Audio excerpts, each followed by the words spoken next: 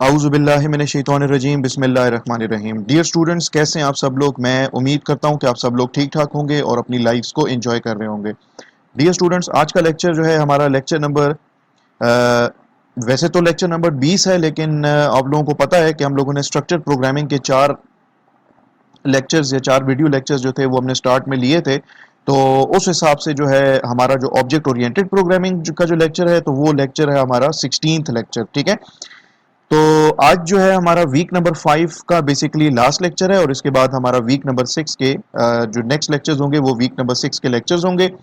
हम लोग ने इनहेरिटेंस का कॉन्सेप्ट स्टार्ट कर लिया था, और जहां तक मुझे याद पड़ता है जो लास्ट टॉपिक हम लोगों ने पढ़ा था वो फंक्शन ओवरराइडिंग से रिलेटेड था। इससे पहले कि मैं अपने इस लेक्चर को स्टार्ट करूं और आज के लेक्चर की स्लाइड्स आपके सामने मैं प्रेजेंट करूं, मैं आपसे कुछ रिक्वेस्ट करना चाहता हूं कि मेरे इस चैनल को, जिसका नाम है कोड विद फैसल, इसको काइंडली सब्सक्राइब कर लें। अगर आप लोगों ने अभी तक सब्सक्राइब नहीं किया हुआ तो काइंडली सब्सक्राइब कर लें। और ये वीडियो अगर आपको पसंद आए तो इस वीडियो को आप लाइक कर सकते हैं, इसको आप शेयर कर सकते हैं, इसको आप इस पे कमेंट्स दे सकते हैं। आप इसको ऐसे साथियों के साथ भी शेयर कर सकते हैं जो आपके अपने क्लास फेलोज हों, और ऐसे दोस्तों के साथ भी शेयर कर सकते हैं जो कि किसी और यूनिवर्सिटी में, किसी और कॉलेज के अंदर object oriented in programming in C++ का कोर्स जिन्होंने एनरोल किया हुआ है। बेसिकली चैनल को सब्सक्राइब करने से ये होता है कि मेरी मोटिवेशन में इजाफा होगा, क्योंकि मैं इसके ऊपर बहुत ज़्यादा मेरी एफर्ट्स लगती हैं। आप लोगों को जस्ट एक वीडियो नज़र आ जाती है 1 घंटे 1.5 घंटे की, लेकिन इस वीडियो के पीछे बहुत ज़्यादा एफर्ट्स रिक्वायर्ड होती हैं, बहुत ज़्यादा एफर्ट्स लगती हैं। तो वीडियो रिकॉर्ड करने से लेके वीडियो को अपलोड करने तक जो मेरी एफर्ट्स हैं, अगर आप उनको अप्रिशिएट करना चाहते हैं तो आप इस चैनल को सब्सक्राइब कर लें। और सब्सक्रिप्शन से एक फ़ायदा ये होगा कि नेक्स्ट फ्यूचर के अंदर जब भी कोई वीडियो इसमें अपलोड होगी तो उसका नोटिफिकेशन आपको जो है वो थ्रू ईमेल सबसे पहले मिल जाया करेगा। तो इन रिक्वेस्ट के साथ चलते हैं और स्टार्ट करते हैं आज का लेक्चर, और देखते हैं कि हमने आज क्या पढ़ना है। तो so let's begin today's lecture.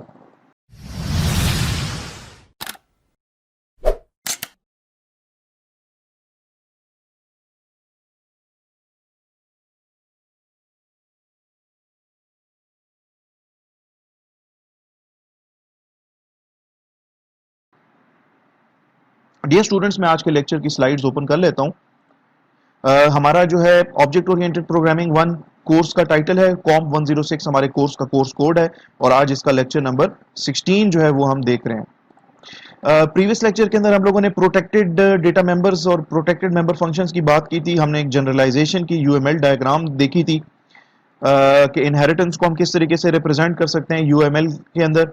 Example programmes हमने देखे थे। काउंटर क्लास का हमने प्रोग्राम बनाया था।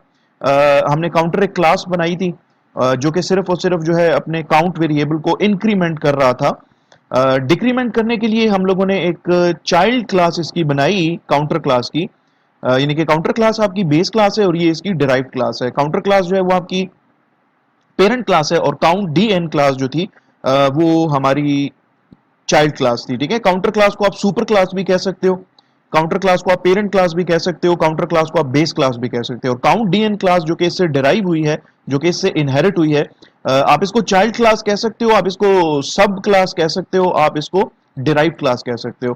ठीक है, फिर डिराइव क्लास के कंस्ट्रक्टर के बारे में हमने डिस्कशन की थी कि डिराइव क्लास का जो जब डिराइव क्लास का जब ऑब्जेक्ट बनेगा तो उसका कंस्ट्रक्टर कब कॉल होगा, यानी कि एक चेन ऑफ कंस्ट्रक्टर कॉल्स जो है वो स्टार्ट हो जाएंगी। ठीक है, जैसे लेट सपोज आपके पास ये क्लास ए है, इसका ए क्लास का कंस्ट्रक्टर क्लास बी है, इसमें बी क्लास का कंस्ट्रक्टर क्लास सी है, सी क्लास का कंस्ट्रक्टर सी क्लास जो है वो बेसिकली बी क्लास की चाइल्ड क्लास है, और बी क्लास जो है वो बजाते खुद क्लास ए की चाइल्ड क्लास है। तो सी क्लास का अगर आप एक ऑब्जेक्ट बनाते हो C1 लेट सपोज, तो ऑब्जेक्ट बनाते वक्त क्या होता है कि आपका कंस्ट्रक्टर जो है वो चलना शुरू हो जाएगा। लेकिन सी क्लास का कंस्ट्रक्टर जो है ना वो अपने अपने इमीडिएट पेरेंट क्लास के कंस्ट्रक्टर को कॉल करेगा, और इसका जो पेरेंट क्लास का यानी कि बी क्लास का जो कंस्ट्रक्टर है वो अभी नहीं चलेगा, बल्कि वो पहले अपने पेरेंट क्लास के कंस्ट्रक्टर को कॉल करेगा, यानी कि इसकी जो पेरेंट क्लास है वो ए क्लास है। तो ए क्लास का कंस्ट्रक्टर चलेगा कंप्लीटली, फिर उसके बाद जब ए क्लास का कंस्ट्रक्टर चल चुका होगा तो कंट्रोल वापस आएगा बी क्लास के कंस्ट्रक्टर में, और अब बी क्लास का कंस्ट्रक्टर एग्जीक्यूट होगा। और इसके बाद जब बी क्लास का कंस्ट्रक्टर जब एग्जीक्यूट हो जाएगा तो इसके बाद आपके प्रोग्राम का कंट्रोल आएगा सी क्लास के कंस्ट्रक्टर के अंदर, और आपका वो ऑब्जेक्ट जिस क्लास का आप ऑब्जेक्ट बना रहे हो उसका कंस्ट्रक्टर सबसे आखिर में चलेगा, ठीक है। अगर आपने बी क्लास का ऑब्जेक्ट बनाया है तो ये कॉल करेगा अपने कंस्ट्रक्टर को, लेकिन इसका कंस्ट्रक्टर अभी नहीं चलेगा। इसका कंस्ट्रक्टर कॉल करेगा अपने पेरेंट क्लास के कंस्ट्रक्टर को, और चूंकि इस पेरेंट क्लास की आगे मजीद और कोई पेरेंट क्लास है नहीं, इसलिए इस ए क्लास का कंस्ट्रक्टर चलेगा, और इसका कंस्ट्रक्टर चलने के बाद कंट्रोल वापस आएगा बी क्लास के कंस्ट्रक्टर में, और आपके बी क्लास का कंस्ट्रक्टर चलेगा।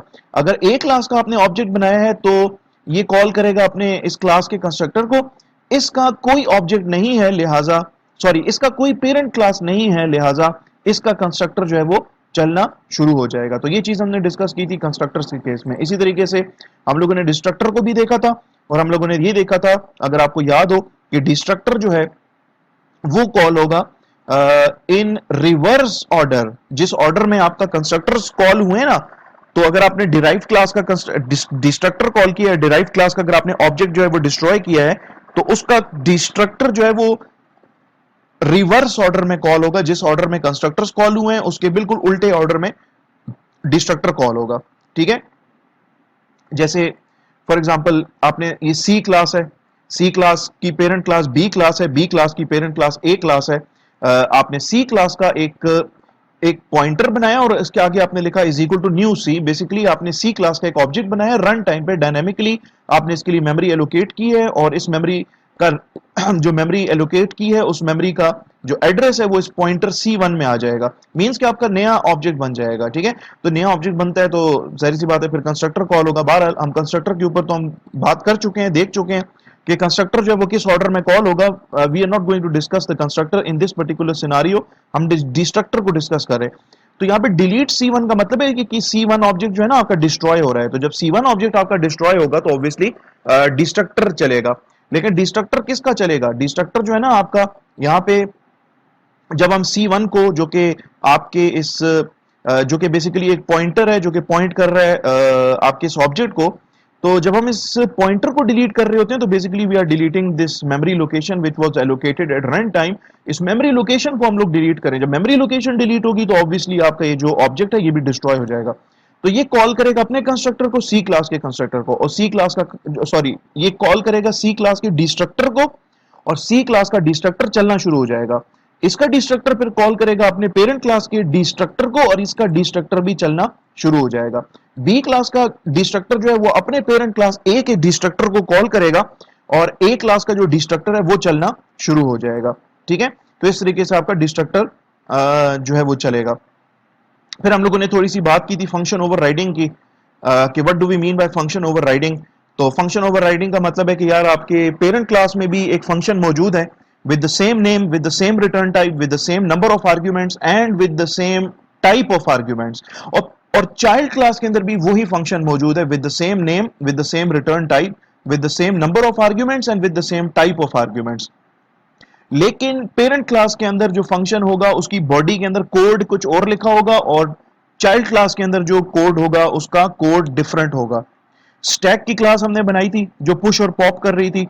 पेरेंट क्लास थी स्टैक की, अगर आपको याद हो प्रीवियस लेक्चर के अंदर stack class was the parent class, उसमें पुश का मेथड था, पॉप का मेथड था, लेकिन वो ये चेक नहीं कर रहा था कि कितने आइटम्स मैं पुश कर चुका हूं या कितने आइटम्स मैंने पॉप कर दिए हैं।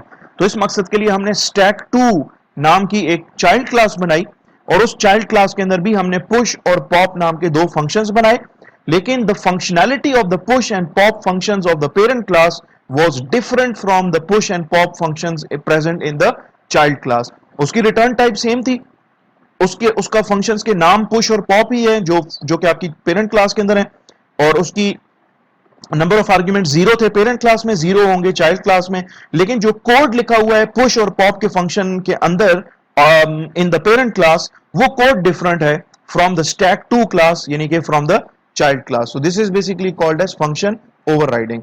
आज के लेक्चर में हम लोगों ने क्या पढ़ना है? फंक्शन ओवरराइडिंग के मजीद एग्जांपल देखेंगे, और अपने जो डिस्टेंस वाली क्लास है इसके अंदर हम लोग फंक्शन ओवरराइडिंग की एग्जांपल डिस्कस करेंगे। फिर हम देखेंगे कि what do we mean by class hierarchy. हम एक प्रोग्राम बनाएंगे एम्प्लॉय का, और उसके अंदर हम डिफरेंट क्लासेस की हायरार्कीज बनाएंगे, यानी कि इसकी चाइल्ड क्लासेस बनाएंगे, और देखेंगे कि what do we mean by class hierarchy. फिर हम देखेंगे कि यार अभी तक हम लोग जितनी भी इनहेरिटेंस कर रहे थे वो पब्लिक इनहेरिटेंस हो रही थी, तो हम देखेंगे कि प्राइवेट इनहेरिटेंस क्या चीज होती है और साथ साथ हम ये भी देखेंगे कि प्रोटेक्टेड इनहेरिटेंस क्या चीज होती है।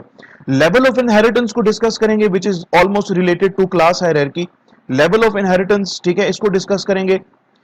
सबसे पहले डिस्टेंस की क्लास है। डिस्टेंस की क्लास हम देख लेते हैं यहाँ पे कि व्हाट हम यहाँ पे क्या डिस्कस करना चाह रहे हैं। डिस्टेंस की क्लास से पहले मैंने क्लास से बाहर यानी कि क्लास की बॉडी से बाहर एक स्टेटमेंट लिखी है which might be new for you. मैंने यहाँ पे कीवर्ड लिखा है इनम। इनम और आगे मैंने यहाँ पे एक लफ्ज लिखा है डी साइन। ये इनम जो है ये रिजर्व वर्ड है, ये कीवर्ड है, और डी साइन जो है ये बेसिकली मैं कर ये रहा हूं कि इनम जो है इसको हम सी प्लस प्लस के अंदर इनुमरेशन भी कहते हैं। जैसे क्लास हमारे पास एक यूजर डिफाइंड डेटा टाइप होती है, उसी तरीके से इनम जो है वो भी हमारे पास एक यूजर डिफाइंड डेटा टाइप है। भाई मैं एक डेटा टाइप बना रहा हूं जिसका नाम मैं रख रहा हूं डी साइन, और ये जो डी साइन डेटा टाइप है ना, इसके जो वेरिएबल्स होंगे, जैसे इंटीजर एक डेटा टाइप है उसके आप वेरिएबल्स बनाते हो, जैसे फ्लोट आपके पास एक डेटा टाइप है आप उसके वेरिएबल्स क्रिएट करते हो, उसी तरीके से ये जो डिस्टेंस है ये क्लास है, और क्लास भी आपकी जो है वो एक यूजर डिफाइंड डेटा टाइप है, तो इसके भी ना आप वेरिएबल्स बनाते हो जिसको हम ऑब्जेक्ट्स कहते हैं। तो उसी तरीके से आपने एक डेटा टाइप बनाई है जिसका नाम है डी साइन, और इसके वेरिएबल्स आप क्रिएट करोगे, लेकिन इसके वेरिएबल्स के अंदर ना सिर्फ ये दो वैल्यू स्टोर हो सकती हैं, POS and NEG. POS means positive, NEG means negative. ये आपने खुद डिफाइन किया है। इस पीओएस एनईजी का सी प्लस प्लस के साथ कोई ताल्लुक नहीं है। It is not a reserve word और it is not a keyword. Basically हमने ये कहा है कि यार मैं एक यूजर डिफाइंड डेटा टाइप बनाना चाहता हूं जिसका नाम है डी साइन, और इसके जो भी वेरिएबल्स होंगे ना उन वेरिएबल्स में यही दो वैल्यू स्टोर हो सकती हैं, यानी कि इन दोनों वैल्यूज में से कोई एक वैल्यू स्टोर हो सकती है। इसके बाद हमने यहाँ पे ये कर्ली ब्रेसेस के अंदर ये वैल्यूज बताई कि यार डी साइन जो हमारा डेटा टाइप है, इसके जब मैं वेरिएबल्स डिक्लेयर करूंगा तो इसके अंदर ये दो वैल्यूज में से कोई एक वैल्यू इसमें स्टोर होगी। POS represents a positive value and NEG represents a negative value. फिर इसके बाद ये आपकी क्लास है, डिस्टेंस की क्लास है, इसमें प्रोटेक्टेड डेटा मेंबर्स हैं, इंटीजर टाइप का फीट, फ्लोट टाइप का इंचेस। ये आपका पब्लिक एक्सेस स्पेसिफायर है। इसमें ये आपका जो है डिफॉल्ट कंस्ट्रक्टर है, और इसमें जब भी ये डिफॉल्ट कंस्ट्रक्टर चलेगा जिस ऑब्जेक्ट के लिए, तो उस ऑब्जेक्ट की फीट वेरिएबल में 0 वैल्यू चली जाएगी, इंचेस वेरिएबल में 0.0 वैल्यू चली जाएगी। ये आपका पैरामीटराइज कंस्ट्रक्टर है। ये आपका है आर्ग्यूमेंट्स वाला कंस्ट्रक्टर डिस्टेंस, ठीक है। इसको दो आर्ग्यूमेंट्स पास होंगे, इंटीजर टाइप का ft वेरिएबल में वैल्यू जाएगी और फ्लोट टाइप के वेरिएबल in में वैल्यू जाएगी। ft वेरिएबल के अंदर जो भी वैल्यू आई होगी वो ऑब्जेक्ट के फीट वेरिएबल में, और in वेरिएबल में जो भी वैल्यू आई होगी वो आपके ऑब्जेक्ट के इंचेस वेरिएबल में वैल्यू जाएगी। फिर उसके बाद गेट डिस्ट का फंक्शन है, रिटर्न टाइप इसकी वॉइड है। जो भी ऑब्जेक्ट इसको कॉल करेगा तो सी आउट स्टेटमेंट आपको नजर आएगी, एंटर फीट और सी इन फीट। जो भी ऑब्जेक्ट इसको कॉल करेगा उस ऑब्जेक्ट के फीट वेरिएबल में वैल्यू हम इनपुट करवा रहे हैं ये सी इन स्टेटमेंट के थ्रू, और उसके इंचेस वेरिएबल के अंदर हम वैल्यू पुट करवा रहे हैं, वैल्यू उसके अंदर हम स्टोर करवा रहे हैं। फिर आपका शो डिस्ट का फंक्शन है। शो डिस्ट का फंक्शन जो है रिटर्न टाइप इसकी वॉइड है, और ये शो डिस्ट का फंक्शन जो है ये कांस्टेंट फंक्शन है। कांस्टेंट फंक्शंस वो फंक्शंस होते हैं जिनकी जो हम जो अपने अंदर मौजूद डेटा मेंबर्स की वैल्यूज चेंज नहीं कर सकते, ठीक है, जस्ट उसको रीड कर सकते हैं, उसकी वैल्यूज को चेंज नहीं कर सकते। जो भी ऑब्जेक्ट शो डिस्ट को कॉल करेगा उस ऑब्जेक्ट के अंदर मौजूद फीट वेरिएबल और इंचेस वेरिएबल्स की जो वैल्यूज होंगी ना वो आपको डिस्प्ले होंगी, ठीक है। यहां पे ये आपकी क्लास जो है ये खत्म हो जाती है। अब हम यहां पे क्या करते हैं, क्लास बनाते हैं, क्लास, और इसका नाम हम रखते हैं डिस्ट साइन।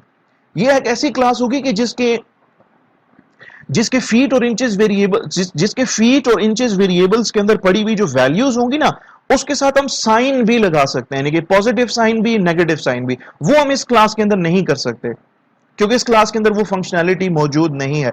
तो मैं इस क्लास को ना इनहेरिट कर रहा हूं। मैं कह रहा हूं यार एक क्लास बनाओ जिसका नाम होगा डिस्ट साइन कोलन पब्लिक डिस्टेंस। का मतलब है कि ये जो डिस्ट साइन नाम की जो क्लास होगी ये डिस्टेंस क्लास की चाइल्ड क्लास होगी। तो डिस्ट साइन नाम की जो क्लास होगी इसके अंदर ना ये आपकी डिस्टेंस नाम की जो क्लास है ना, डिस्टेंस नाम की क्लास, इसके तमाम के तमाम data members like feet, inches और इसके तमाम के तमाम जो मेंबर फंक्शंस है वो इसके अंदर भी अवेलेबल होंगे, वो इसको इनहेरिट हो जाएंगे, ठीक है। फिर मैं क्या करता हूं कि यहां पे मैं ये जो स्टेटमेंट मैंने लिखी है बेसिकली मेरी क्लास का नाम मेरी क्लास का नाम है डिस्ट साइन। मैं इस क्लास का लिख रहा हूं मैं इस क्लास का लिख रहा हूं डिफॉल्ट कंस्ट्रक्टर। ठीक है, डिफॉल्ट कंस्ट्रक्टर मैंने लिखा और इसके आगे मैंने कोलन लगाया और अपनी पेरेंट क्लास के डिफॉल्ट कंस्ट्रक्टर को कॉल किया। ये जो स्टेटमेंट है ये ऑप्शनल है। ऑप्शनल इसलिए है कि जब भी ये जो आपकी चाइल्ड क्लास है ना डिस्ट साइन, जब भी इसका ऑब्जेक्ट क्रिएट होगा तो ऑब्वियसली इसके लिए इसका जो डिफॉल्ट कंस्ट्रक्टर है वो कॉल होगा। और डिफॉल्ट कंस्ट्रक्टर जब कॉल होता है ना तो डिफॉल्ट कंस्ट्रक्टर अपनी पेरेंट क्लास के डिफॉल्ट कंस्ट्रक्टर को ऑटोमेटिकली कॉल करता है। तो ये जो स्टेटमेंट यहां पे लिखी है ना मैंने, डिस्ट साइन कोलन डिस्टेंस का मतलब है कि मैं इसकी पेरेंट क्लास के कंस्ट्रक्टर को यानी कि डिस्टेंस क्लास के डिफॉल्ट कंस्ट्रक्टर को कॉल कर रहा हूं। तो ये स्टेटमेंट लिखनी जो है ये ऑप्शनल है। ये आप लिख दो तब भी ठीक है, नहीं लिखते तब भी ठीक है। तब भी आपका ये जो डिस्ट साइन क्लास का जब कंस्ट्रक्टर चलेगा तो ये पहले अपने पेरेंट क्लास के कंस्ट्रक्टर को कॉल करेगा, इस कंस्ट्रक्टर को कॉल करेगा। और जो डिस्ट साइन का जो ऑब्जेक्ट है जिसके अंदर फीट और इंचेस वेरिएबल की जिसमें फीट और इंचेस वेरिएबल्स भी होंगे, क्योंकि फीट और इंचेस वेरिएबल्स आपकी पेरेंट क्लास में है और ये आपकी चाइल्ड क्लास को भी इनहेरिट होंगे, तो उसकी वैल्यू जो है ना फीट में 0 और इंचेस में 0 पुट करने के लिए हम अपने पेरेंट क्लास के कंस्ट्रक्टर को यहां पे कॉल कर रहे हैं। ना भी करें तो ये इसको खुद कॉल करेगा और ये कॉल करके क्या करेगा, जो डिस्ट साइन ऑब्जेक्ट है उसके फीट और इंचेस वेरिएबल में 0 0 पुट कर देगा। और इसके बाद चूंकि इसके अंदर हमने इस क्लास के अंदर हमने ये जो इनम हमने जो क्रिएट किया है ये बेसिकली क्लास से बाहर हमने क्रिएट किया है। तो ये जो डेटा टाइप है, न्यू एक डेटा टाइप है, ये मेरी यूजर डिफाइंड डेटा टाइप है, इसका नाम है डी साइन। तो ये डी साइन ये डेटा टाइप है, मैंने इसका एक वेरिएबल क्रिएट कर दिया है। तो मेरे इस क्लास में ना डिस्ट साइन क्लास के अंदर इसका अपना खुद का एक ही डेटा मेंबर है जिसका नाम है साइन। ठीक है, तो मैं ये कह रहा हूं कि साइन के अंदर ना पीओएस डाल दो। अब ये याद रखें कि साइन जो है उसकी डेटा टाइप है D sign. This is the name of the data type. It is not a primitive data type, it is not a built in data type, ये यूजर डिफाइंड डेटा टाइप है। और यहां पे user defined data type define करते हुए आपने बताया था कि यार इसका जो भी वेरिएबल होगा ना उसमें यही दो वैल्यूज में से कोई एक वैल्यू स्टोर होगी, या पीओएस या एनईजी। पीओएस मतलब पॉजिटिव, एनईजी मतलब नेगेटिव। तो आप ये पूरा लफ्ज भी लिख सकते हैं, पीओएस की जगह पॉजिटिव और एनईजी की जगह पे नेगेटिव, पूरा लफ्ज भी आप लिख सकते हैं। तो यहां पे मैंने इसके डिस्ट साइन जो क्लास है वो एक्चुअली तो डिस्टेंस क्लास की चाइल्ड क्लास है। तो डिस्टेंस क्लास के दो डेटा मेंबर्स फीट और इंचेस की वैल्यूज को इनिशियलाइज करने के लिए मैंने इसके पेरेंट क्लास के कंस्ट्रक्टर को कॉल किया, और इस डिस्ट साइन क्लास के अंदर इसका खुद का जो डेटा मेंबर है ना ये वाला साइन वेरिएबल जिसकी डेटा टाइप है डी साइन, और डी साइन जो है वो एक इनम है। ठीक है, तो इसकी वैल्यू यानी कि साइन वेरिएबल में मैंने वैल्यू इनिशियलाइज कर दी है पीओएस यानी कि पॉजिटिव। ठीक है, और इसका भी मैंने एक पैरामीटराइज्ड कंस्ट्रक्टर भी मैंने डिफाइन किया है इस डिस्ट साइन क्लास का। और इस पैरामीटराइज्ड कंस्ट्रक्टर को मैं इंटीजर टाइप का एक आर्गुमेंट ft, फ्लोट टाइप का एक आर्गुमेंट in और डी साइन जो इनुमरेशन है मेरी इस टाइप का मैं एक आर्गुमेंट पास करूंगा जिसकी डिफॉल्ट वैल्यू होगी पीओएस। ठीक है, अगर इसमें यूजर ने वैल्यू दे दी तो ठीक है, यूजर ने अगर वैल्यू ना दी तो इसके अंदर पीओएस वैल्यू यानी कि पॉजिटिव वैल्यू इसमें जाके स्टोर हो जाएगी। इस कंस्ट्रक्टर के अंदर जो आपका पैरामीटराइज्ड कंस्ट्रक्टर है, जो आपका आर्ग्यूमेंट्स वाला कंस्ट्रक्टर है चाइल्ड क्लास का, अब इसकी रिस्पॉन्सिबिलिटी है इसकी कि ये अपने पेरेंट क्लास के कंस्ट्रक्टर को, पैरामीटराइज्ड कंस्ट्रक्टर को कॉल करे, हर सूरत में कॉल करे, और उसको ना ये ft वेरिएबल और ये जो in वेरिएबल है ये एज एन आर्गुमेंट इसको पास करेगा। तो जब आपका ये पेरेंट क्लास का ये जब पैरामीटराइज्ड कंस्ट्रक्टर जब चलेगा, ठीक है, ये आपके पेरेंट क्लास का पैरामीटराइज्ड कंस्ट्रक्टर है, तो इसको ना ये ft वेरिएबल और in वेरिएबल्स यहां पे आके रिसीव होंगी इस ft और इस in वेरिएबल के अंदर। यहां पे ये ft और in वेरिएबल डिफरेंट है, यहां पे ये ft और in वेरिएबल डिफरेंट है। दीज आर टू, ये ft वेरिएबल और ये ft वेरिएबल इसका आपस में कोई ताल्लुक नहीं है, these are two different variables. in variable और यहां पे जो in वेरिएबल है इसका आपस में कोई लेना देना नहीं है, these are two different variables. ठीक है, आपने पेरेंट क्लास के कंस्ट्रक्टर को कॉल किया, कैसे कॉल करोगे, अपने चाइल्ड क्लास का जो पैरामीटराइज कंस्ट्रक्टर उसका नाम लिखोगे, उसके अंदर आर्गुमेंट्स पास करोगे और यहां पे कोलन का ऑपरेटर लगाओगे, और इसके बाद अपने पेरेंट क्लास के कंस्ट्रक्टर को कॉल करोगे। डिस्टेंस, आपकी पेरेंट क्लास का नाम है डिस्टेंस, उसका कंस्ट्रक्टर कॉल करोगे और उसके अंदर ft वेरिएबल यानी कि फीट की वैल्यू और in वेरिएबल यानी कि इंचेस की वैल्यू आप इसको पास करोगे। तो ये ft और in की वैल्यूज जो है ना वो इस कंस्ट्रक्टर के ft और in वेरिएबल में आके कॉपी हो जाएंगी और at the end of the day ये ft की वैल्यू जो है ना वो फीट वेरिएबल में और in की वैल्यू जो है ना वो इंचेस वेरिएबल में जाके कॉपी हो जाएगी। इसी तरीके से अब ठीक है, मेरे पास ये जो चाइल्ड क्लास जब मैं बनाऊंगा तो इसमें फीट और इंचेस वेरिएबल भी होगा और एक वेरिएबल जो है इसका साइन वेरिएबल भी है, डेटा मेंबर।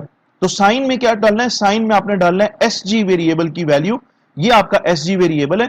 अगर आपने कोई वैल्यू दी तो ठीक है, इसके अंदर वो पुट कर देगा साइन वेरिएबल के अंदर वो एसजी वेरिएबल की वैल्यू, और अगर आपने कोई वैल्यू ना पुट की तो उसकी डिफॉल्ट वैल्यू उठा लेगा जो कि है पीओएस। तो यहां पे एसजी वेरिएबल में आ जाएगा पीओएस और ये पीओएस जो है साइन वेरिएबल में ले जाके स्टोर कर देगा। वॉइड गेट डिस्ट का फंक्शन जो है वो आपकी पेरेंट क्लास के अंदर भी मौजूद है। रिटर्न टाइप उसकी वॉइड है, नाम उसका गेट डिस्ट है। यहां पर भी इसका रिटर्न टाइप वॉइड है, नाम इसका गेट डिस्ट है। इसमें भी कोई आर्ग्यूमेंट्स नहीं है, इसमें भी कोई आर्ग्यूमेंट्स नहीं। तो now in this particular situation हम क्या कर रहे हैं कि हम अपनी पेरेंट क्लास की गेट डिस्ट मेथड को यहां पर ओवरराइड कर रहे हैं, ठीक है। और हम इसकी बॉडी के अंदर हम लिख रहे हैं कि यार डिस्टेंस क्लास का एक मेथड है गेट डिस्ट, उसको कॉल करो पहले। तो डिस्टेंस क्लास का जो पेरेंट क्लास है उसका ये जो मेथड है गेट डिस्ट, ये सबसे पहले कॉल होगा। ये कॉल होगा और आपको मैसेज आएगा कि एंटर फीट, और आप जो फीट की वैल्यू दोगे वो फीट वेरिएबल में जाके स्टोर हो जाएगी, और आपसे कहेगा एंटर इंचेस, और इंचेस की वैल्यू जो है वो आपके इंचेस वेरिएबल में जाके स्टोर हो जाएगी। तो आपका ये जो डिस्ट साइन जो क्लास है इसका जो ऑब्जेक्ट होगा उस ऑब्जेक्ट के अंदर तीन डेटा मेंबर्स होंगे। एक तो ये साइन नाम का डेटा मेंबर है जिसकी टाइप है डी साइन, और दो डेटा मेंबर्स इसको ना इसकी पेरेंट क्लास से मिलेंगे। तो पेरेंट क्लास के डेटा मेंबर्स फीट और इंचेस में वैल्यू स्टोर करने के लिए मेरे पास पेरेंट क्लास के अंदर गेट डिस्ट का फंक्शन मौजूद है। मैं चाइल्ड क्लास के अंदर गेट डिस्ट फंक्शन बनाऊंगा और चाइल्ड क्लास के अंदर मैं अपनी पेरेंट क्लास यानी कि डिस्टेंस क्लास का गेट डिस्ट फंक्शन को कॉल करूंगा। तो ये फंक्शन चलेगा और आपसे पूछेगा एंटर फीट, आप जो भी वैल्यू पुट करोगे वो आपके इस चाइल्ड क्लास के फीट वेरिएबल में जाके स्टोर हो जाएगी वैल्यू। आपसे कहेगा एंटर इंचेस, और आप जो भी वैल्यू दोगे वो आपकी चाइल्ड क्लास का जो ऑब्जेक्ट होगा उसके अंदर मौजूद इंचेस वाला जो डेटा मेंबर है उसके अंदर वैल्यू ले जाके स्टोर कर देगा। दो वैल्यूज तो स्टोर हो गई। अब तीसरा डेटा मेंबर जो है ना वो आपकी इस आपकी ये जो चाइल्ड क्लास है डिस्ट साइन, इसका अपना खुद का डेटा मेंबर है ये साइन। इसके अंदर भी तो वैल्यू पुट करोगे ना। तो इसके अंदर वैल्यू पुट करने का तरीका क्या होगा कि आप यहां पे लिखोगे कि सी आउट स्टेटमेंट मैसेज दोगे एंटर साइन यानी कि प्लस या माइनस इनपुट करो। सी इन स्टेटमेंट लेके हम क्या कर रहे हैं कि इसके अंदर एक तो ये कि हमने कैरेक्टर टाइप का एक वेरिएबल डिक्लेयर किया सी एच के नाम से। सी इन स्टेटमेंट में हम लिख रहे हैं सी एच, तो यूजर यहां पे या तो प्लस इनपुट करेगा या यहां पे माइनस इनपुट करेगा।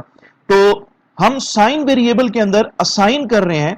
क्या असाइन कर रहे हैं हम यहाँ पे, ये जो स्टेटमेंट है ना ये स्टेटमेंट कहलाती है कंडीशनल स्टेटमेंट। हमने यहाँ पे लिखा है C H is equal to plus, यानी कि अगर सी एच वेरिएबल में प्लस का साइन है, यानी कि यहाँ पे सी एच वेरिएबल में आपने वैल्यू दी है ना, तो अगर सी एच वेरिएबल की value is equal to the plus sign तो पीओएस उठा के डाल दो इस साइन वेरिएबल के अंदर, पीओएस उठा के स्टोर कर दो। अगर सी एच वेरिएबल में प्लस नहीं है तो कोलन के बाद वाली जो वैल्यू है ना एनईजी, उसको उठा के साइन वेरिएबल में डाल दो। तो भाई साइन वेरिएबल में या तो पीओएस स्टोर होगा या एनईजी स्टोर होगा, क्योंकि साइन वेरिएबल जो है इसकी टाइप है डी साइन, और डी साइन आपके पास यहाँ पे एक इनम है, और इनम आपके पास एक ऐसा डेटा मेंबर ऐसी आपके पास ऐसा डेटा टाइप है जो कि यूजर डिफाइंड डेटा टाइप है, और इसका जो वेरिएबल होगा ना उसमें या तो पीओएस वैल्यू जाके स्टोर होगी या उसके अंदर एनईजी वैल्यू जाके स्टोर होगी। इसीलिए हम इसके वेरिएबल में साइन के अंदर जो साइन वेरिएबल है जिसकी टाइप है डी साइन, और डी साइन आपका यहाँ पे इनम है, तो हम यहाँ पे इस साइन वेरिएबल में या तो पीओएस वैल्यू स्टोर कर रहे हैं या एनईजी वैल्यू स्टोर करें। अगर सीएच वेरिएबल में प्लस आपने यहाँ पे यानी कि प्लस का कैरेक्टर अगर इनपुट किया था तो आपके साइन वेरिएबल में ना प्लस वैल्यू चली जाएगी, वरना इसके अंदर ना एनईजी इसके अंदर पीओएस वैल्यू जाएगी, वरना इसके अंदर एनईजी वैल्यू जाएगी। और शो डिस्ट का फंक्शन है ये आपकी यहाँ पे पेरेंट क्लास के अंदर भी है, रिटर्न टाइप यहां पे भी वॉइड है, चाइल्ड क्लास में भी वॉइड है, नाम इधर भी शोर्टेस्ट है, यहां पर भी शोर्टेस्ट है, वहां पर पेरेंट क्लास में भी कांस्टेंट है, यहां पर भी कांस्टेंट है। इसमें शोर्टेस्ट में कोई आर्ग्यूमेंट पास नहीं हो रहे, यहां पर भी कोई आर्ग्यूमेंट पास नहीं हो रहे। तो चाइल्ड क्लास का जो शोर्टेस्ट फंक्शन है, आपने इसके अंदर क्या किया हुआ है, आपने इसके अंदर स्टेटमेंट लिखी है, आपने कहा यार सी आउट स्टेटमेंट में यहां पे ये कंडीशनल स्टेटमेंट है, ये चेक करेगा यार साइन वेरिएबल की वैल्यू देखो किसके बराबर है। अगर साइन वेरिएबल की वैल्यू इक्वल है पीओएस के, तो प्लस का साइन जो है ना वो मुझे आउटपुट स्टेटमेंट के अंदर डिस्प्ले कर दो। अगर पीओएस नहीं है, अगर साइन वेरिएबल की वैल्यू जो है ना वो पीओएस नहीं है, साइन वेरिएबल में दो ही वैल्यू स्टोर हो सकती हैं, या पीओएस या एनईजी। अगर एनईजी है तो फिर ये जो माइनस का जो साइन है ना, ये मुझे यहां पे ना डिस्प्ले कर दो सी आउट के अंदर। और इसके बाद पेरेंट क्लास का कंस्ट्रक्टर, सॉरी पेरेंट क्लास का ये शो डिस्ट मेथड है, इसको कॉल करो और ये आपको ना फीट और इंचेस की वैल्यू दिखाएगा, यानी कि इसके साथ प्लस का साइन या माइनस का साइन दिखाएगा, जो कि डिस्टेंस की क्लास के अंदर हम नहीं कर सकते। प्लस और माइनस का साइन हम इसके अंदर इसके साथ शो नहीं कर सकते, ये काम आपकी चाइल्ड क्लास का है। इसके बाद आपकी ये मेन क्लास है। मेन क्लास के अंदर आपने ये चाइल्ड क्लास का एक मेथड कॉल किया है जिसका नाम है अल्फा, ठीक है। जब ये स्टेटमेंट चलेगी तो आपका ये अल्फा, सॉरी आपकी जब ये D sign, sorry this sign का डिस साइन जो कि चाइल्ड क्लास है, इस चाइल्ड क्लास का ना डिफॉल्ट कंस्ट्रक्टर चलेगा। और डिफॉल्ट कंस्ट्रक्टर जब चलेगा तो ये आपका डिफॉल्ट कंस्ट्रक्टर है, ठीक है। ये क्या करेगा कि ये अपने पेरेंट क्लास के कंस्ट्रक्टर को कॉल करेगा, डिफॉल्ट कंस्ट्रक्टर को, और फीट वेरिएबल में 0 पुट कर देगा, इंचेस वेरिएबल में 0 पुट कर देगा, और साइन वेरिएबल में of the child class object उसके अंदर पीओएस स्टोर कर देगा, ठीक है। तो सॉरी दोबारा से रिपीट हो गई है ये स्लाइड्स। तो हम चलते हैं अपने उस मेन फंक्शन के अंदर।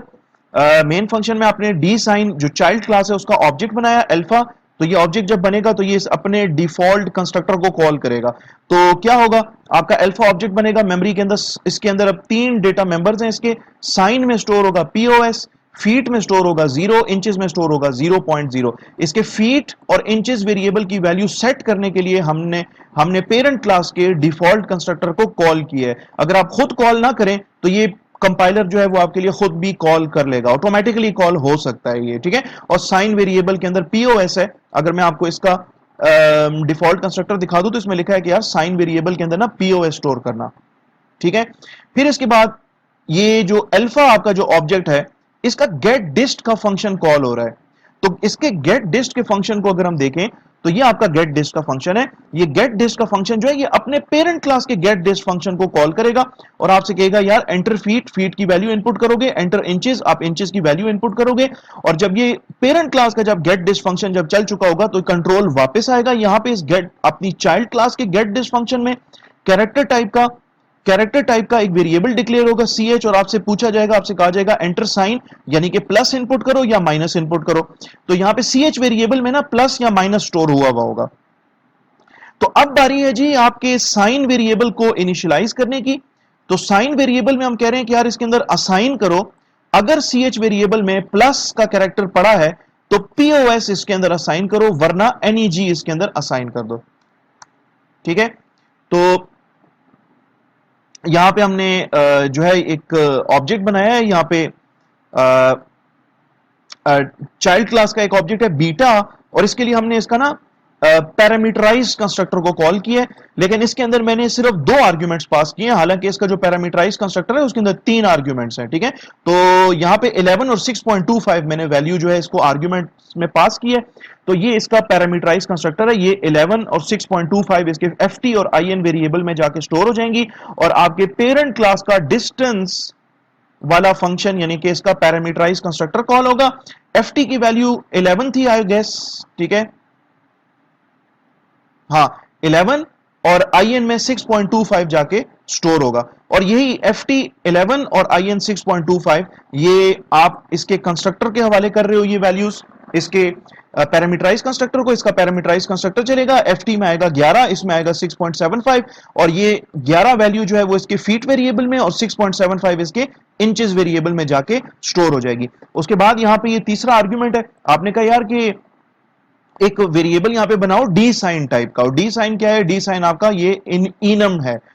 इसका वेरिएबल बनाओ एस जी। अगर यूजर ने तीसरा आर्ग्यूमेंट पास किया हुआ है तो ठीक है, नहीं किया हुआ तो एस जी वेरिएबल के अंदर पीओएस डाल दो। और एस जी वेरिएबल में जब पीओएस होगा तो वो आपके साइन वेरिएबल में जाके स्टोर होगा, और साइन वेरिएबल में जाके स्टोर होगा पीओएस। तो इस तरीके से आपका ये बीटा ऑब्जेक्ट बना, ठीक है। इसके साइन वेरिएबल में गया पीओएस, कैसे गया वो अभी अभी हमने डिस्कस किया है। फीट वेरिएबल में 11 वैल्यू जाएगी और इंचेस वेरिएबल में 6.25 वैल्यू चली जाएगी। इसी तरीके से यहां पे हम एक ऑब्जेक्ट बना रहे हैं चाइल्ड क्लास का, गैमा इसका नाम है, और इसको हम 3 आर्ग्यूमेंट्स पास कर रहे हैं, ठीक है। 100 वैल्यू इसके फीट वेरिएबल में चली जाएगी, 5.5 इसके इंचेस वेरिएबल में चली जाएगी, और NEG वैल्यू जो है वो इसके साइन वेरिएबल में चली जाएगी। इसका जो पैरामीटराइज कंस्ट्रक्टर है ना वो कॉल होगा, ठीक है। इसका पैरामीटराइज कंस्ट्रक्टर कॉल होगा।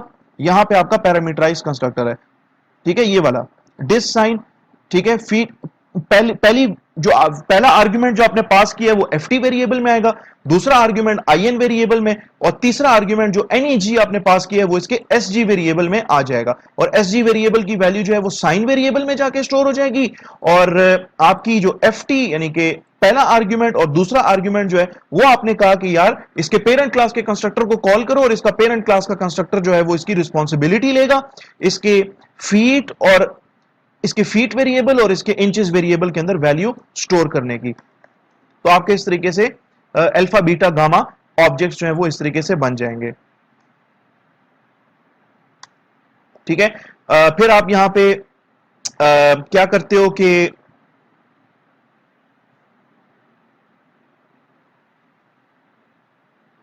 ठीक है, सी आउट कर रहे हो अल्फा के वैल्यू, तो अल्फा ऑब्जेक्ट जो है उसकी शो डिस्ट फंक्शन चलेगा और उसकी वैल्यूज आपको दिखा देगा, यानी कि उसकी साइन की क्या वैल्यू है, ठीक है, अल्फा के साइन की क्या वैल्यू है, फीट में क्या वैल्यू पड़ी है, इंचेस में क्या वैल्यू पड़ी है, वो आपको दिखा देगा। अगर साइन पीओएस है तो इसके साथ प्लस दिखाएगा, वरना अगर साइन एनईजी है तो इसके साथ जो है वो साइन आपको नेगेटिव का साइन डिस्प्ले करके देगा, ठीक है। अब इस तरह कर लेते हैं कि ये जो प्रोग्राम है ना इसको हम लिख लेते हैं। मैं क्या करता हूं कि इस वीडियो को मैं कर लेता हूं पॉज, और मैं ये जितना भी प्रोग्राम इसमें ये पावर पॉइंट स्लाइड में लिखा है ना इसको मैं कॉपी करके ना पेस्ट कर देता हूं एक नए प्रोजेक्ट के अंदर, और फिर मैं ये प्रोग्राम ना आपको डिस्प्ले करके देता हूं। हमने तो ये डिस्टेंस क्लास का तो कोई ऑब्जेक्ट इसमें बनाया नहीं है, तो इसलिए ये जो आपको D2 ऑब्जेक्ट जो नजर आ रहा है इट इज इररेलेवेंट, ठीक है। डियर स्टूडेंट्स, प्रोग्राम जो है वो मैंने लिख दिया है और मैं क्या करता हूं कि आपके सामने इस प्रोग्राम को ओपन कर देता हूं। यहां पे मेरे पास इनम यानी कि एक यूजर डिफाइंड डेटा टाइप है जिसका नाम है डी साइन, और इसके अंदर मैंने बता दिया है कि जब भी मैं इसका कोई वेरिएबल बनाऊंगा तो उसमें या तो वैल्यू जाएगी पीओएस या NEG। डिस्टेंस की क्लास है, प्रोटेक्टेड डेटा मेंबर्स हैं, इंटीजर टाइप का, फीट, फ्लोट टाइप का, इंचेस, ये इसका डिफॉल्ट कंस्ट्रक्टर है और ये इसका पैरामीटराइज कंस्ट्रक्टर है। यहां पे मैं इसको एक ही लाइन में लिख देता हूं। ओके जनाब, ये इसका गेट डिस्टेंस या गेट डिस्ट का फंक्शन है, जब भी चलेगा तो आपको कहेगा एंटर फीट, और आप जो भी वैल्यू पास करोगे वो इसके फीट वेरिएबल में, और एंटर इंचेस, जो भी वैल्यू पास करोगे, जो भी वैल्यू इनपुट दोगे वो इसके इंचेस वेरिएबल में ले जाके स्टोर कर देगा। और ये इसका शो डिस्ट का फंक्शन है जो कि कांस्टेंट है, और ये आपको फीट, जो भी ऑब्जेक्ट इसको कॉल करेगा उस ऑब्जेक्ट के फीट वेरिएबल और इंचेस वेरिएबल की वैल्यू आपको शो करेगा ये। इसके बाद ये आपकी क्लास है डिस साइन जो कि डिस्टेंस क्लास की चाइल्ड क्लास है। इसमें एक ही प्राइवेट डेटा मेंबर है जो कि इसका खुद का है, जो कि डी साइन टाइप का एक वेरिएबल है, डी साइन टाइप का एक वेरिएबल जिसका नाम साइन है। और डी साइन जो है हमारे पास एक इनम है, यानी कि यूजर डिफाइंड डेटा टाइप है, जिसके अंदर वैल्यू जो है वो या तो पीओएस जाएगी या उसके अंदर वैल्यू NEG जाएगी। ये मैंने इसके अंदर डिक्लेयर किया है। ये चूंकि डिस साइन की क्लास जो है ये डिस्टेंस क्लास की चूंकि चाइल्ड क्लास है, तो लिहाजा डिस साइन का जो ऑब्जेक्ट होगा इसके अंदर 3 डेटा मेंबर्स होंगे। एक तो इसका खुद का ये डेटा मेंबर है जिसका नाम है साइन, जिसकी डेटा टाइप है डी साइन, और 2 डेटा मेंबर जो हैं इंटीजर टाइप का फीट और फ्लोट टाइप का इंचेस, वो इसको इसकी पेरेंट क्लास से इनहेरिट हुए होंगे।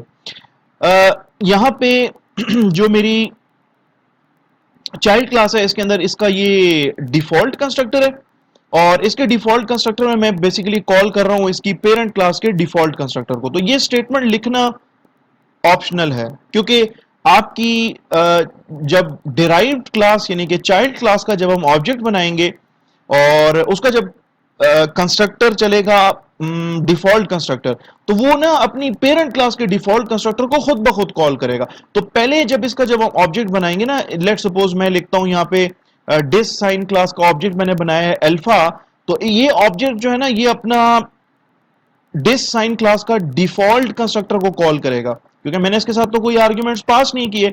तो ये इसका जब डिफॉल्ट कंस्ट्रक्टर कॉल करेगा तो इसका डिफॉल्ट कंस्ट्रक्टर अभी नहीं चलेगा, पहले ऑटोमेटिकली इसका जो पेरेंट क्लास का जो डिफॉल्ट कंस्ट्रक्टर है वो चलेगा, और वो इस ऑब्जेक्ट अल्फा के फीट वेरिएबल में 0 और इंचेस वेरिएबल में 0.0 पुट कर देगा।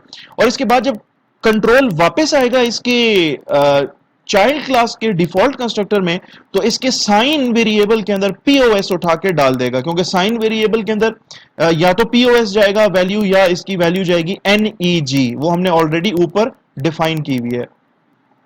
अच्छा जी, फिर ये इसका पैरामीटर्स वाला कंस्ट्रक्टर है, और पैरामीटर्स वाले कंस्ट्रक्टर के अंदर लाजमी तौर पे हमें पेरेंट क्लास का जो पैरामीटर्स वाला कंस्ट्रक्टर है उसको कॉल करना पड़ता है, वो खुद कॉल नहीं होगा।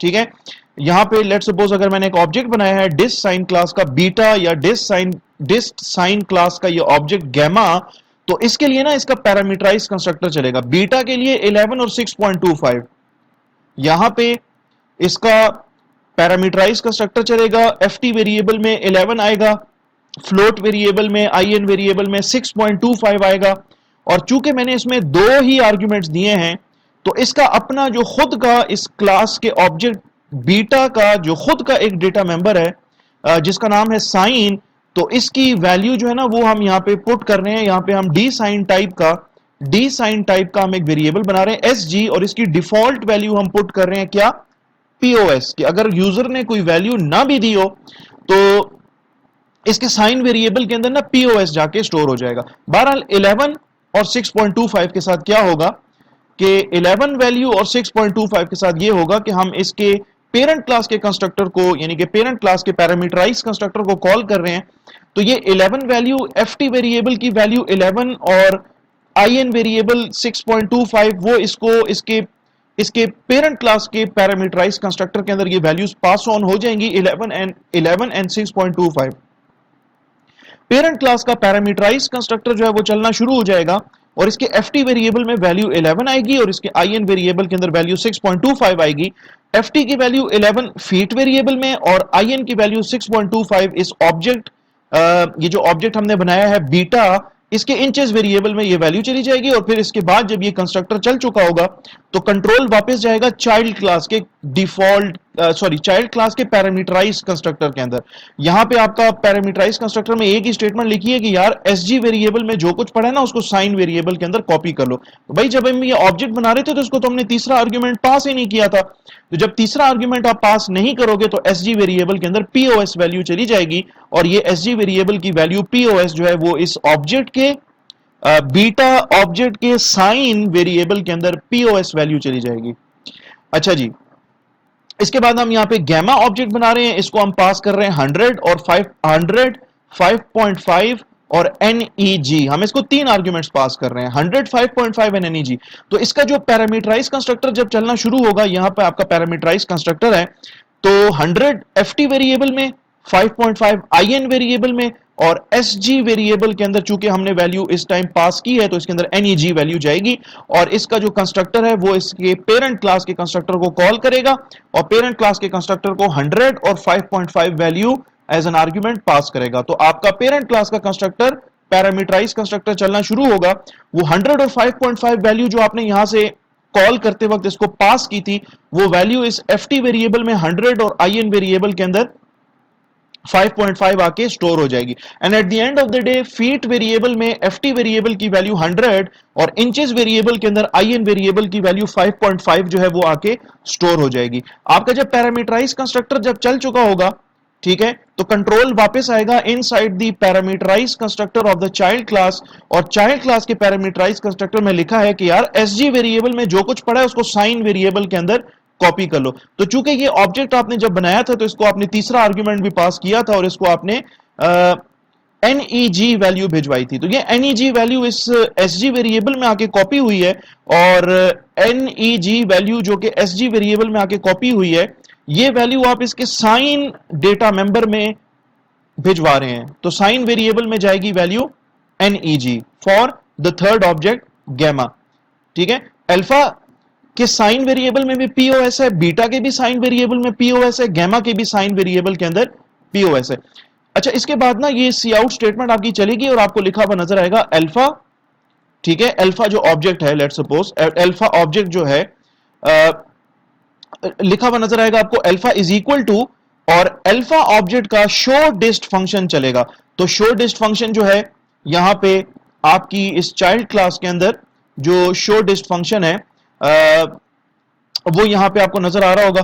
ठीक है, तो सबसे पहले तो सी आउट स्टेटमेंट है, सी आउट स्टेटमेंट में लिखा हुआ है यहां पे कि एक कंडीशनल स्टेटमेंट लगी हुई है और लिखा हुआ है यहां पे कंडीशनल स्टेटमेंट ये है आपकी, ये है बेसिकली आपकी कंडीशनल स्टेटमेंट। ठीक है, ये सारी, और इसमें लिखा हुआ है कि अगर साइन वेरिएबल के अंदर, अगर साइन वेरिएबल के अंदर जो जो ऑब्जेक्ट है जिसका शो डिस्ट फंक्शन आपने कॉल किया है जो कि अल्फा वाला ऑब्जेक्ट है, अगर इसके साइन वेरिएबल में पीओएस है तो सी आउट कर दो, आउटपुट पे मुझे दिखा दो, क्या दिखा दो, प्लस का साइन, वरना मुझे माइनस का साइन दिखाओ। तो ये जो ऑब्जेक्ट है ना अल्फा, इसके साइन वेरिएबल में भी पीओएस है, बीटा के भी साइन वेरिएबल में पीओएस है, खाली ये जो गैमा ऑब्जेक्ट है ना इसके साइन वेरिएबल के अंदर NEG वैल्यू। तो आपको ना प्लस का एक साइन नजर आ जाएगा और इसके बाद हम कॉल कर रहे हैं पेरेंट क्लास यानी कि डिस्टेंस क्लास का show dist function.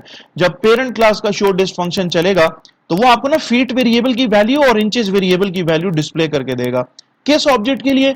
Alpha object के लिए, क्योंकि आपने यहां पे जो alpha dot show dist function call किया है तो वो आपने अल्फा ऑब्जेक्ट ने इसको कॉल किया है। फिर इसी तरीके से आपको बीटा जो ऑब्जेक्ट है उसके फीट और इंचेस की वैल्यूज आपको नजर आ जाएंगी और साथ ही साथ यानी कि उसकी फीट और इंचेस की वैल्यूज होंगी 11 एंड 6.25 और साथ में उसकी साइन की वैल्यू जो कि प्लस है वो आपको नजर आएगी। फिर इसके बाद गैमा ऑब्जेक्ट की आपको फीट और इंचेस की वैल्यू जो कि 100 और 5.5 होगी, ना सिर्फ वो नजर आएगी बल्कि इसके साथ इसकी जो साइन है NEG यानी कि नेगेटिव साइन, माइनस का साइन आपको यहां पे डिस्प्ले होगा। अगर आप इससे कंफ्यूज हो रहे हो, यहां पे अगर आप इससे कंफ्यूज हो रहे हो इस कंडीशनल स्टेटमेंट से, तो इसको ना हम चेंज भी कर सकते हैं। ठीक है, यहां पे मैं सी आउट की बजाय यहां पे मैं ये बेसिकली ये इफ स्टेटमेंट भी लिख सकता हूं कि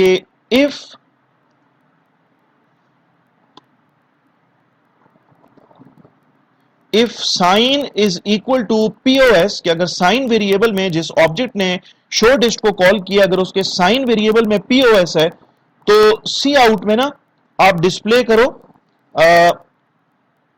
साइन प्लस का साइन, वरना सी आउट के अंदर आप डिस्प्ले करो इस तरीके से नेगेटिव का साइन। ठीक है, और यहां पे सेमीकोलन भी लगा दें। ठीक है ना, तो ये जो अभी जो स्टेटमेंट लिखी थी ना ये बिल्कुल उसका इक्विवेलेंट स्टेटमेंट मैंने लिख दी है।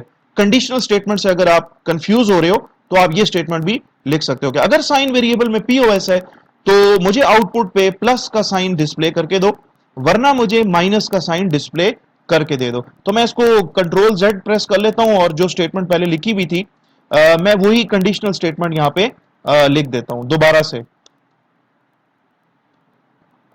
ठीक है, अब मैं क्या करता हूं कि इसको प्रोग्राम को मैं सेव करता हूं और मैं इसको बिल्ड कर लेता हूं to check if there are any errors और नॉट।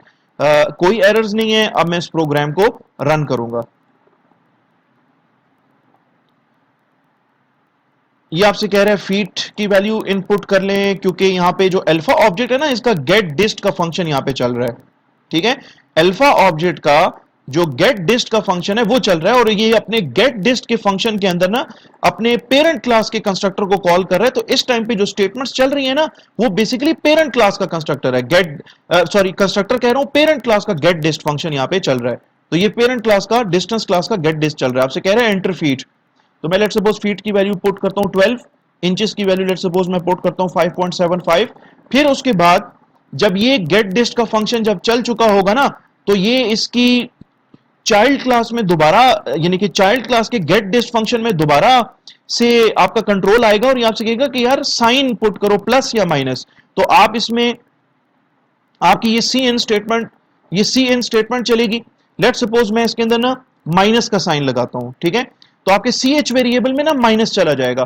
तो यहां पे हम कह रहे हैं यार साइन वेरिएबल में असाइन करो, अगर सी एच वेरिएबल में प्लस का कैरेक्टर पड़ा है तो साइन वेरिएबल के अंदर ना पीओएस असाइन करो, वरना साइन वेरिएबल के अंदर एनईजी असाइन करो। भाई कैरेक्टर में माइनस का साइन है, ठीक है, प्लस का तो नहीं है ना, तो पीओएस आपके साइन वेरिएबल में वैल्यू नहीं जाएगी बल्कि एनईजी वैल्यू साइन वेरिएबल में जाएगी। और ये याद रख लें कि sign variable is of type D sign, और साइन वेरिएबल में या तो पीओएस वैल्यू जाएगी या उसके अंदर एनईजी वैल्यू जाएगी, ठीक है। तो यहां पे मैं माइनस का साइन पुट करता हूं, मैं इसको एंटर करता हूं, तो एंटर करने के बाद ये यहां पे अल्फा तो इसने क्रिएट कर दिया ऑब्जेक्ट, फिर इसने बीटा क्रिएट किया, गैमा क्रिएट किया, और अल्फा का शो डिस्ट फंक्शन कॉल कर रहा है। तो अल्फा जो ऑब्जेक्ट है उसका जब शो डिस्ट फंक्शन, इसको मैं थोड़ा सा स्क्रॉल कर लेता हूं, अच्छा, अल्फा का जब शो डिस्ट फंक्शन कॉल होगा तो ये पहले इसका साइन दिखाएगा कि यार साइन नेगेटिव है, क्योंकि आपने इसमें नेगेटिव साइन दिया था ना, ये अल्फा के फीट और इंचेस वेरिएबल की वैल्यू थी, नेगेटिव है, इसमें 12 और 5.75, बीटा है, बीटा का 11 और 6.25 वैल्यू दिखा रहा है, और गैमा का -100 और 5.5, और इसके बाद आपका प्रोग्राम जो है वो टर्मिनेट हो जाएगा। तो आई बिलीव कि ये जो प्रोग्राम है ये आपको प्रोग्राम जो है ये आपको समझ आ गया होगा। इसका हमने पीपीटी स्लाइड्स भी देखी हैं, और ये प्रोग्राम जो है हमने प्रोग्रामेटिकली हमने इसको करके भी, इसको लिख के और इसको हमने रन करके भी देख लिया है, ठीक है। तो अब चलते हैं अपनी स्लाइड्स की तरफ और देखते हैं कि हमारा नेक्स्ट जो है वो क्या कॉन्सेप्ट है, उसको देखते हैं कि नेक्स्ट हमारा कौन सा टॉपिक है इसके बाद। क्लास हायरार्कीज, ठीक है, इसको जरा डिस्कस करेंगे। So far we have seen examples to add the functionality to an existing class। मतलब कि इनहेरिटेंस के अंदर अभी तक हम लोगों ने ये देखा है कि चाइल्ड क्लास जब हम बनाते हैं तो हम अपनी चाइल्ड क्लास के अंदर ना फंक्शनैलिटीज ऐड कर रहे होते हैं to our existing class, means के our parent classes. Let's look at an example where inheritance is used for a different purpose as part of the original design of a program। कि हम यहाँ पे एक और एग्जांपल देखेंगे inheritance की, जिसमें हमारे पास एक कंपनी है, विजेट का मतलब है टूल्स, विजेट का मतलब है कोई गैजेट, ठीक है, वो बनाने वाली कोई कंपनी है। It has employees, for simplicity only 3 kinds of employees are considered. Managers हमारी एम्प्लॉय क्लास की चाइल्ड क्लास होगी मैनेजर, हमारी एम्प्लॉय क्लास की एक टाइप है साइंटिस्ट, हमारी एम्प्लॉय क्लास की एक टाइप है लेबरर्स, ठीक है। जो मैनेजर्स हैं they are used to manage other employees, जो साइंटिस्ट्स हैं आपकी कंपनी के अंदर जो एम्प्लॉयज हैं उनकी 3 टाइप्स हैं, मैनेजर्स, साइंटिस्ट, लेबरर्स। जो मैनेजर्स हैं वो दूसरे एम्प्लॉयज को मैनेज करेंगे, जो साइंटिस्ट हैं they will perform research to develop better widgets या better gadgets, and labourers they operate the stamping presses, यानी कि ये मशीनों के ऊपर काम करेंगे। या स्टैंपिंग प्रेस आपके पास एक मशीन है जो कि आपके जो भी आप गैजेट बना रहे हो, जो भी आप विजेट बना रहे हो, उसके ऊपर स्टैंप लगाने का काम लेबरर्स का होगा। तो हमारे पास 3 तरह के या 3 टाइप्स के हमारे पास एम्प्लॉयज हैं। तो हम क्या करेंगे कि हम ना यहाँ पे 4 क्लासेस बनाएंगे। एक क्लास जो है वो एम्प्लॉय, उसकी यहाँ पे ये जो बॉक्स आपको नजर आ रहा है, ठीक है, ये क्लास को रिप्रेजेंट कर रहा है, और ये जो एम्प्लॉय है ये क्लास का नाम है। इसके अंदर 2 डेटा मेंबर्स हैं, नेम एंड नंबर, यानी कि employee name and employee number. और ये जो एम्प्लॉय की क्लास है इसके 3 चाइल्ड क्लासेस हैं, यानी कि इससे 3 क्लासेस डिराइव हुई हैं। एक का नाम है मैनेजर, मैनेजर की क्लास के अंदर भी नेम और नंबर फील्ड्स इसके अंदर भी मौजूद होंगी, और इसके खुद की भी फील्ड्स हैं। लेट्स सपोज टाइटल या क्लब, और दूसरा इसका है क्लब ड्यूज, ये किसी गोल्फ क्लब का मेंबर है और उसके जो भी ड्यूज बनते हैं उसकी वैल्यू जो है ना वो इस क्लब ड्यूज नाम के वेरिएबल के अंदर हम स्टोर करेंगे। साइंटिस्ट आपकी क्लास है और ये आपकी एम्प्लॉय क्लास की चाइल्ड क्लास है, और इसके अंदर एक ही डेटा मेंबर है, इसका अपना खुद का डेटा मेंबर एक है, और 2 डेटा मेंबर्स इसको एम्प्लॉय क्लास से इनहेरिट होंगे। पब्लिकेशन यानी कि नंबर ऑफ पब्लिकेशंस, यानी कि कितने रिसर्च पेपर्स इसने लिख लिए। और अभी फिलहाल के लिए जो लेबरर की जो क्लास है ना उसको हम एम्प्टी छोड़ रहे हैं। लेकिन लेबरर की क्लास के अंदर भी नेम और नंबर दो डेटा मेंबर्स इसके अंदर भी इनहेरिट होंगे। तो एम्प्लॉय की क्लास पेरेंट क्लास है, इसकी तीन चाइल्ड क्लासेस हैं, मैनेजर, साइंटिस्ट एंड लेबरर। ठीक है, एम्प्लॉय की क्लास है पेरेंट क्लास, इसकी तीन चाइल्ड क्लासेस हैं, मैनेजर, साइंटिस्ट एंड लेबरर। यहां पे ये एम्प्लॉय क्लास का कोड है। ठीक है, इसके अंदर हमने कांस्टेंट, हमने अपने इस प्रोग्राम के अंदर क्लास की बॉडी से बाहर कांस्टेंट इंटीजर, हमने एक इंटीजर डिक्लेयर किया, ये एल ई एन लेंथ से निकला है, उसका शॉर्ट फॉर्म है L E N is equal to 80, और ये एक कांस्टेंट डेटा मेंबर है। This is a, sorry data member कह रहा हूं, it is a constant memory location inside your program, जो कि इंटीजर टाइप की है, नाम उसका एल ई एन है और उसके अंदर 80 वैल्यू स्टोर्ड है। क्लास है हमारी एम्प्लॉय की, प्राइवेट प्राइवेट इसके अंदर डेटा मेंबर्स हैं, कैरेक्टर टाइप का एक अरे है, नाम उसका है नेम और उसके अंदर 80 कैरेक्टर्स की ये अरे होगी, क्योंकि एल ई एन वेरिएबल जो है, सॉरी वेरिएबल कह रहा हूं, एल ई एन जो कांस्टेंट आपके पास जो मेमोरी लोकेशन है उसमें 80 वैल्यू स्टोर है। फिर अनसाइंड अनसाइंड इंटीजर या अनसाइंड लॉन्ग इंटीजर टाइप का एक वेरिएबल है जिसका नाम है नंबर। पब्लिक में आपका ये गेट डेटा फंक्शन है, आपसे लास्ट नेम या आपका जो नेम है वो वैल्यू मांगेगा और नेम वेरिएबल के अंदर स्टोर कर देगा, ये आपका नेम वेरिएबल है। आपसे नंबर मांगेगा, यानी कि एम्प्लॉय नंबर, और उसको नंबर वेरिएबल के अंदर स्टोर कर देगा, ये आपका नंबर डेटा मेंबर है। फिर पुट डेटा फंक्शन जो है वो जब हम कॉल करेंगे एम्प्लॉय क्लास का कोई ऑब्जेक्ट या एम्प्लॉय क्लास की किसी एम्प्लॉय क्लास की कोई चाइल्ड क्लास का ऑब्जेक्ट भी इसको कॉल कर सकता है पुट डेटा को। ये जो है ये कांस्टेंट है और ये आपको जो है वो डिस्प्ले करके देगा नेम और नेम डेटा मेंबर की वैल्यू, नेक्स्ट लाइन पे नंबर, और फिर नंबर डेटा मेंबर जो है ना आपकी इस क्लास का, नंबर डेटा मेंबर और नेम डेटा मेंबर, उनकी वैल्यूज आपको ये डिस्प्ले करके देगा पुट डेटा फंक्शन। यहां पे आपके पास क्लास है जी मैनेजर, क्लास है जी आपके पास मैनेजर, और आपने लिखा है आगे कोलन पब्लिक एम्प्लॉय, यानी कि ये जो क्लास मैनेजर है ना ये एम्प्लॉय क्लास की चाइल्ड क्लास है। अगर चाइल्ड क्लास है तो फिर तो एम्प्लॉय क्लास के जो दो डेटा मेंबर्स हैं, एम्प्लॉय क्लास के जो दो डेटा मेंबर्स हैं, कैरेक्टर टाइप की है अरे नेम और अनसाइंड लॉन्ग इंटीजर टाइप का ये डेटा मेंबर नंबर, ये भी आपकी इस मैनेजर क्लास को इनहेरिट हो जाएगा। फिर इस मैनेजर क्लास के अपने खुद की भी डेटा मेंबर्स हैं, कैरेक्टर टाइप की एक अरे है जी, उसका नाम है टाइटल, ठीक है, मतलब डेजिग्नेशन, और इसके अंदर टोटल 80 कैरेक्टर्स हैं। डबल टाइप का एक डेटा मेंबर है, इसका नाम है ड्यूज, जो कि किसी गोल्फ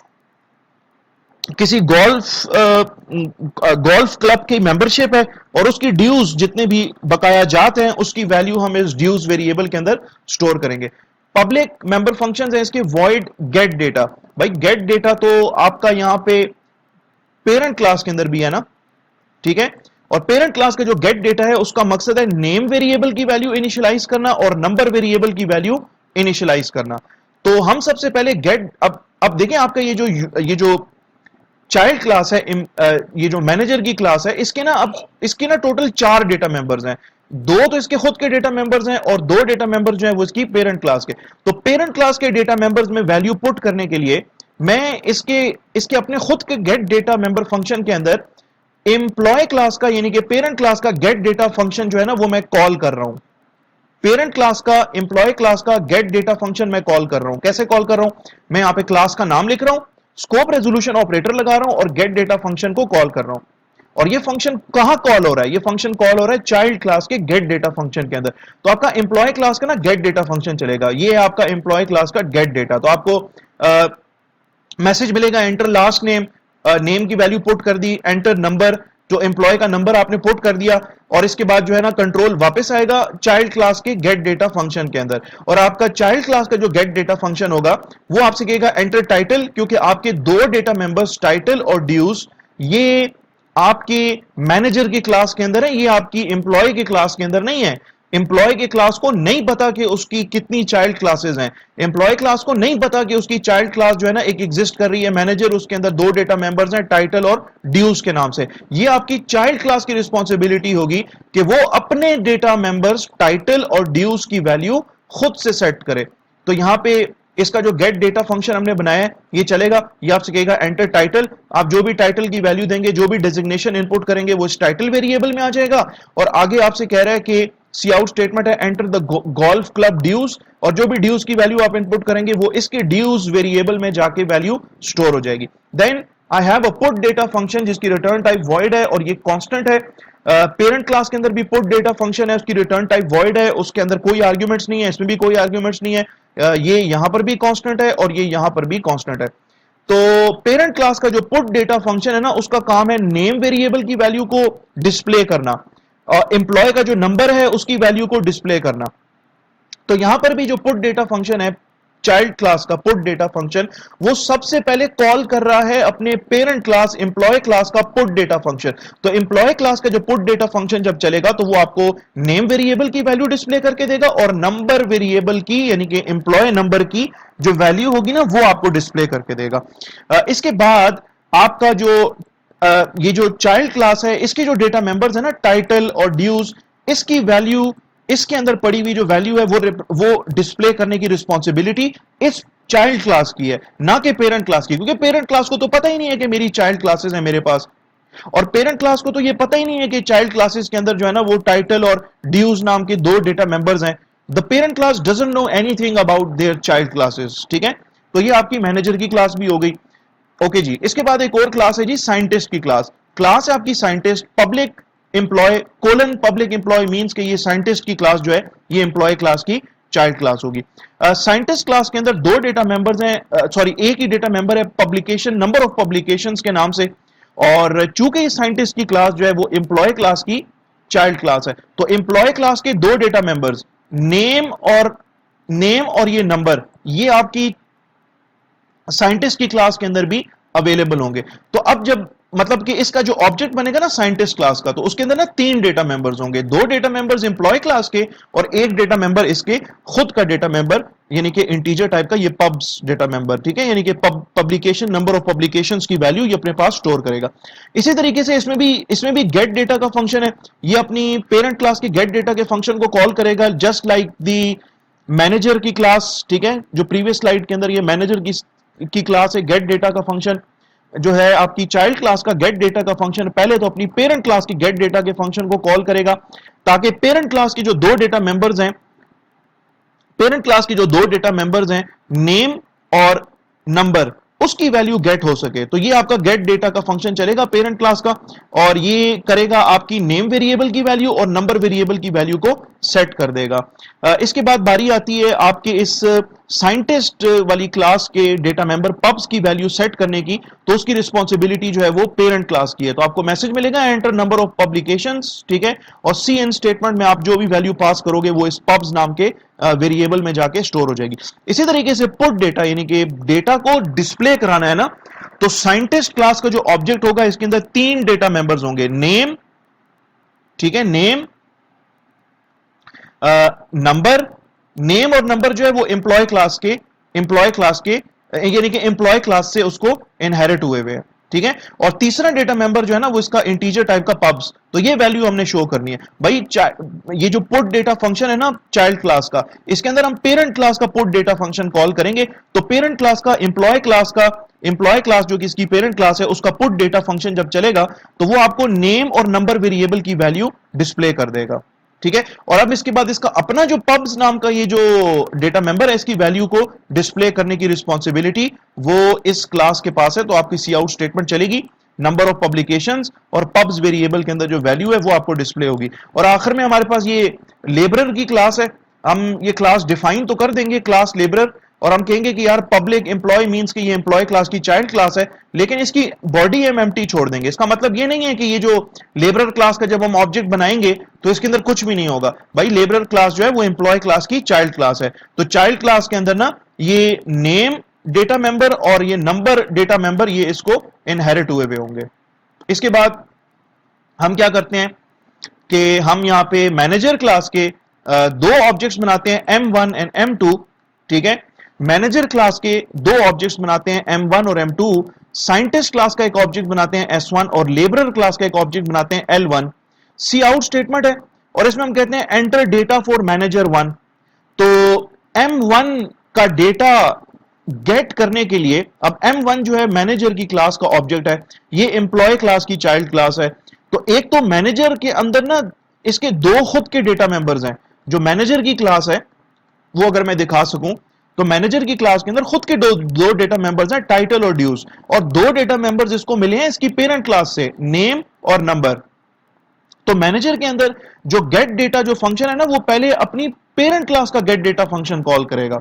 इसका पेरेंट क्लास का गेट डेटा फंक्शन चलेगा और आपसे कहेगा एंटर लास्ट नेम, आप नेम की वैल्यू इनपुट करोगे, फिर आपसे कहेगा एंटर नंबर, आप नंबर की वैल्यू इनपुट करोगे। ये गेट डेटा फंक्शन जब चल चुका होगा तो कंट्रोल वापस आएगा चाइल्ड क्लास मैनेजर क्लास के गेट डेटा फंक्शन के अंदर, और आपसे कहेगा एंटर टाइटल, और आप जो भी टाइटल की वैल्यू इनपुट करोगे वो टाइटल वेरिएबल में, यानी कि मैनेजर क्लास के टाइटल वेरिएबल में ले जाके स्टोर कर देगा। Then it will ask you to enter the golf club dues, और जो भी वैल्यू आप इनपुट करोगे वो ड्यूज वेरिएबल में ले जाके पुट कर देगा। ठीक है, इसी तरीके से आपका enter the data for manager 2 यानी कि M2 ऑब्जेक्ट का गेट डेटा फंक्शन चलेगा। फिर आपसे कहेगा एंटर डेटा फॉर साइंटिस्ट 1, तो S1 डॉट गेट डेटा यानी कि साइंटिस्ट क्लास का जो गेट डेटा फंक्शन है वो चलेगा। और साइंटिस्ट क्लास चूंकि चाइल्ड क्लास है एम्प्लॉय क्लास की, तो साइंटिस्ट क्लास के गेट डेटा फंक्शन के अंदर हमने सबसे पहले पेरेंट क्लास के गेट डेटा फंक्शन को कॉल किया है। ये आपकी साइंटिस्ट की क्लास है, ये इसका गेट डेटा फंक्शन है, और इसके गेट डेटा फंक्शन के अंदर हमने सबसे पहले एम्प्लॉय क्लास का गेट डेटा फंक्शन को कॉल किया है। एम्प्लॉय क्लास का जो गेट डेटा फंक्शन है उसका काम है जी नेम, और जो नेम फील्ड और उसकी जो एम्प्लॉय नंबर फील्ड है उसकी वैल्यू को गेट करना। अब साइंटिस्ट के अंदर ये पब्लिकेशंस का एक डेटा मेंबर है, इसकी वैल्यू को गेट करना, इसकी वैल्यू को स्टोर करने की रिस्पॉन्सिबिलिटी इस साइंटिस्ट क्लास की रिस्पॉन्सिबिलिटी है। तो इसका इस तरीके से गेट डेटा फंक्शन चला जाएगा चलेगा। और इसी तरीके से C out enter data for labourer 1, तो इसके अंदर ये जो स्टेटमेंट लिखी है ना L1 dot gate data L1 dot gate data, तो लेबरर फंक्शन के अंदर तो गेट डेटा फंक्शन है नहीं, तो वो इसकी पेरेंट क्लास का गेट डेटा फंक्शन जो है वो एम्प्लॉय क्लास का जो गेट डेटा फंक्शन है वो चलाना शुरू कर देगा। सिमिलरली हमने पुट डेटा फंक्शन देख लिया है, हमने यानी कि प्रीवियस क्लासेस के अंदर प्रीवियस जो क्लास है साइंटिस्ट के अंदर ये जो पुट डेटा फंक्शन है ये चलेगा। और पुट डेटा फंक्शन जो है वो क्या करेगा, सबसे पहले एम्प्लॉय क्लास के पुट डेटा फंक्शन को कॉल करेगा, और एम्प्लॉय क्लास के जो डेटा मेंबर्स हैं नेम और टाइटल नेम और एम्प्लॉय नंबर वो आपको डिस्प्ले करके देगा, और उसके बाद नंबर ऑफ पब्लिकेशंस डिस्प्ले करने की रिस्पॉन्सिबिलिटी वो इस पुट डेटा फंक्शन की है। तो ये पुट डेटा फंक्शन आपको 3 डिफरेंट डेटा मेंबर्स की वैल्यू डिस्प्ले करके यहां पे दिखा देगा। इसी तरीके से यहां पे मैनेजर है तो 4 डेटा मेंबर्स, ठीक है, मैनेजर क्लास का पुट डेटा फंक्शन चलेगा, और यहां पे भी मैनेजर क्लास का पुट डेटा फंक्शन चलेगा। यहां पे साइंटिस्ट क्लास का पुट डेटा फंक्शन चलेगा, जो कि प्रीवियस स्लाइड के अंदर मैं डिस्कस कर रहा था। साइंटिस्ट क्लास का पुट डेटा फंक्शन चलेगा, और वो भी अपनी पेरेंट क्लास के डेटा मेंबर पुट डेटा को कॉल करेगा। आपको एम्प्लॉय का नंबर, एम्प्लॉय का नेम वो डिस्प्ले होगा, और उसके बाद एम्प्लॉय के नंबर ऑफ पब्लिकेशंस वो आपको डिस्प्ले हो जाएंगे। और आखिर में लेबर 1, तो इसका जो L1 जो कि ऑब्जेक्ट है आपके लेबरर क्लास का ऑब्जेक्ट, उसका पुट डेटा फंक्शन चलेगा, और आपको जस्ट नेम और एम्प्लॉय नंबर की वैल्यू डिस्प्ले होगी। क्योंकि लेबरर क्लास अगर हम देख लें तो लेबरर क्लास तो बिल्कुल एम्प्टी है, इसमें तो हमने कोई कोड नहीं लिखा, लेकिन जस्ट हमने ये कहा है कि लेबरर की क्लास जो है वो एम्प्लॉय क्लास की चाइल्ड क्लास है। तो चाइल्ड क्लास है तो इसका मतलब है कि एम्प्लॉय क्लास की जो 2 डेटा मेंबर्स हैं वो इसको भी अवेलेबल होंगे। तो अब क्या करते हैं, हम इसका जो कोड है वो कोड हम लिख लेते हैं। ठीक है, तो मैं इसका कोड लिख देता हूं, मैं वीडियो को पॉज करता हूं, और जो भी कोड इसका है, इसके कोड लिखा हुआ है ये कोड मैं कॉपी करता हूं, और उसके बाद फिर मैं आपको कोड ब्लॉक्स में इसका कोड डिस्प्ले करके दिखा दूंगा, और इस प्रोग्राम को मैं रन करके भी आपको दिखा दूंगा। ओके जनाब, प्रोग्राम मैंने वही प्रोग्राम है जो अभी हमने स्लाइड में डिस्कस किया था, उसको मैंने जस्ट कॉपी किया है, यहाँ पे लाके मैंने इसको पेस्ट किया है, और इसको मैंने सेव भी कर दिया है, और इसको मैंने बिल्ड भी कर लिया है। इसमें कोई एरर्स नहीं है। ठीक है, सेम 100% वही प्रोग्राम है जो कि आपने स्लाइड्स में देखे थे। कांस्टेंट टाइप का आपने एक मेमोरी लोकेशन बनाया है, इंटीजर उसकी टाइप है, LEN उसका नाम है, और उसमें 80 आपने वैल्यू स्टोर की है।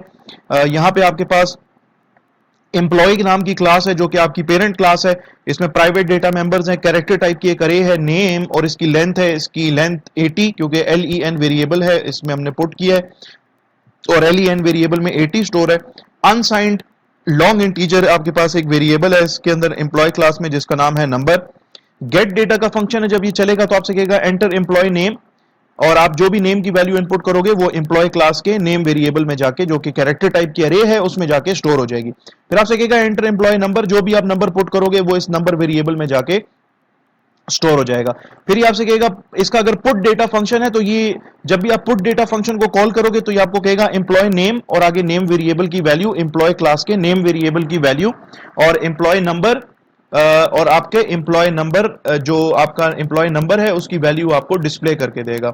यहां पे आपकी ये चाइल्ड क्लास है मैनेजर, एम्प्लॉय क्लास की ये चाइल्ड क्लास है। अगर ये चाइल्ड क्लास है तो मैनेजर क्लास के अंदर दो डेटा मेंबर्स एम्प्लॉय क्लास के नेम कैरेक्टर टाइप की अरे, कैरेक्टर टाइप की एक अरे नेम और unsigned long integer number type का वेरिएबल जो है वो इसको अवेलेबल होगा। और इसका खुद के भी दो डेटा मेंबर्स हैं। कैरेक्टर टाइप की एक अरे है टाइटल जिसमें डिजिग्नेशन हम स्टोर करेंगे और इसकी लेंथ है 80 और डबल टाइप का एक वेरिएबल है ड्यूज जो कि इसके कोई गोल्फ क्लब है उसकी इसने मेंबरशिप ली हुई है मैनेजर्स ने, ठीक है, और उसकी जो भी बकायाजात हैं जो भी उनके ड्यूज रहते हैं वो ड्यूज की वैल्यू हम इसके अंदर स्टोर करेंगे।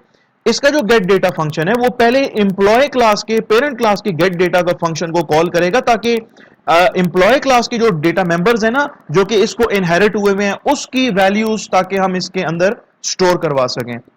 और इसके बाद इसके अपने खुद के जो टाइटल और ड्यूज नाम के जो डेटा मेंबर्स हैं उनकी वैल्यू स्टोर करेगा आपका ये गेट डेटा का फंक्शन। पहले नेम और नंबर डेटा जो डेटा मेंबर्स हैं एम्प्लॉय क्लास के उनकी वैल्यू स्टोर करेगा बिकॉज आपका जो मैनेजर की जो क्लास है ये एम्प्लॉय क्लास की चाइल्ड क्लास है। तो मैनेजर के अंदर ना एम्प्लॉय क्लास की भी मैनेजर क्लास के ऑब्जेक्ट के अंदर एम्प्लॉय क्लास की भी दो डेटा मेंबर्स मौजूद होंगे और जो पेरेंट क्लास है उसके डेटा मेंबर्स की वैल्यू सेट करने के लिए आपने एम्प्लॉय क्लास का गेट डेटा फंक्शन कॉल किया है और यहां पे गेट डेटा फंक्शन चलेगा। वो आपसे कहेगा एंटर एम्प्लॉय नेम, आप नेम की वैल्यू इनपुट करोगे। आपसे कहेगा एंटर एम्प्लॉय नंबर, आप नंबर की वैल्यू इनपुट करोगे जो कि मैनेजर क्लास के ऑब्जेक्ट के नेम और नंबर वेरिएबल में जाके स्टोर हो जाएगा। इसके बाद मैनेजर क्लास के अंदर दो डेटा मेंबर्स और हैं टाइटल और ड्यूज, उनकी वैल्यू स्टोर करने के लिए आपने ये चार स्टेटमेंट्स लिखी हैं। पुट डेटा का फंक्शन है वो बेसिकली आपके मैनेजर क्लास के दो डेटा मेंबर्स हैं टाइटल और ड्यूज, उसकी वैल्यू और जो दो डेटा मेंबर्स आपके एम्प्लॉय क्लास से आपको मिले हैं उनकी वैल्यूज, नेम अरे की वैल्यू और जो आपकी एम्प्लॉय नंबर जो आपका डेटा मेंबर है एम्प्लॉय क्लास के अंदर नंबर, उसकी वैल्यू आपको यहां पे डिस्प्ले करने के लिए हमने एम्प्लॉय क्लास का पुट डेटा फंक्शन कॉल किया है। तो एम्प्लॉय क्लास का जब पुट डेटा फंक्शन कॉल होगा तो आपको लिखा हुआ नजर आएगा एम्प्लॉय नेम, नेम की वैल्यू, एम्प्लॉय नंबर, नंबर की वैल्यू, ठीक है। और इसके बाद कंट्रोल वापस आएगा इस पुट डेटा फंक्शन के अंदर और आपको लिखा हुआ नजर आएगा मैनेजर का टाइटल, जो भी टाइटल आपने इनपुट किया था वो टाइटल आपको नजर आएगा। जो भी मैनेजर के क्लब के ड्यूज हैं वो ड्यूज आपको यहां पे डिस्प्ले हो जाएंगे।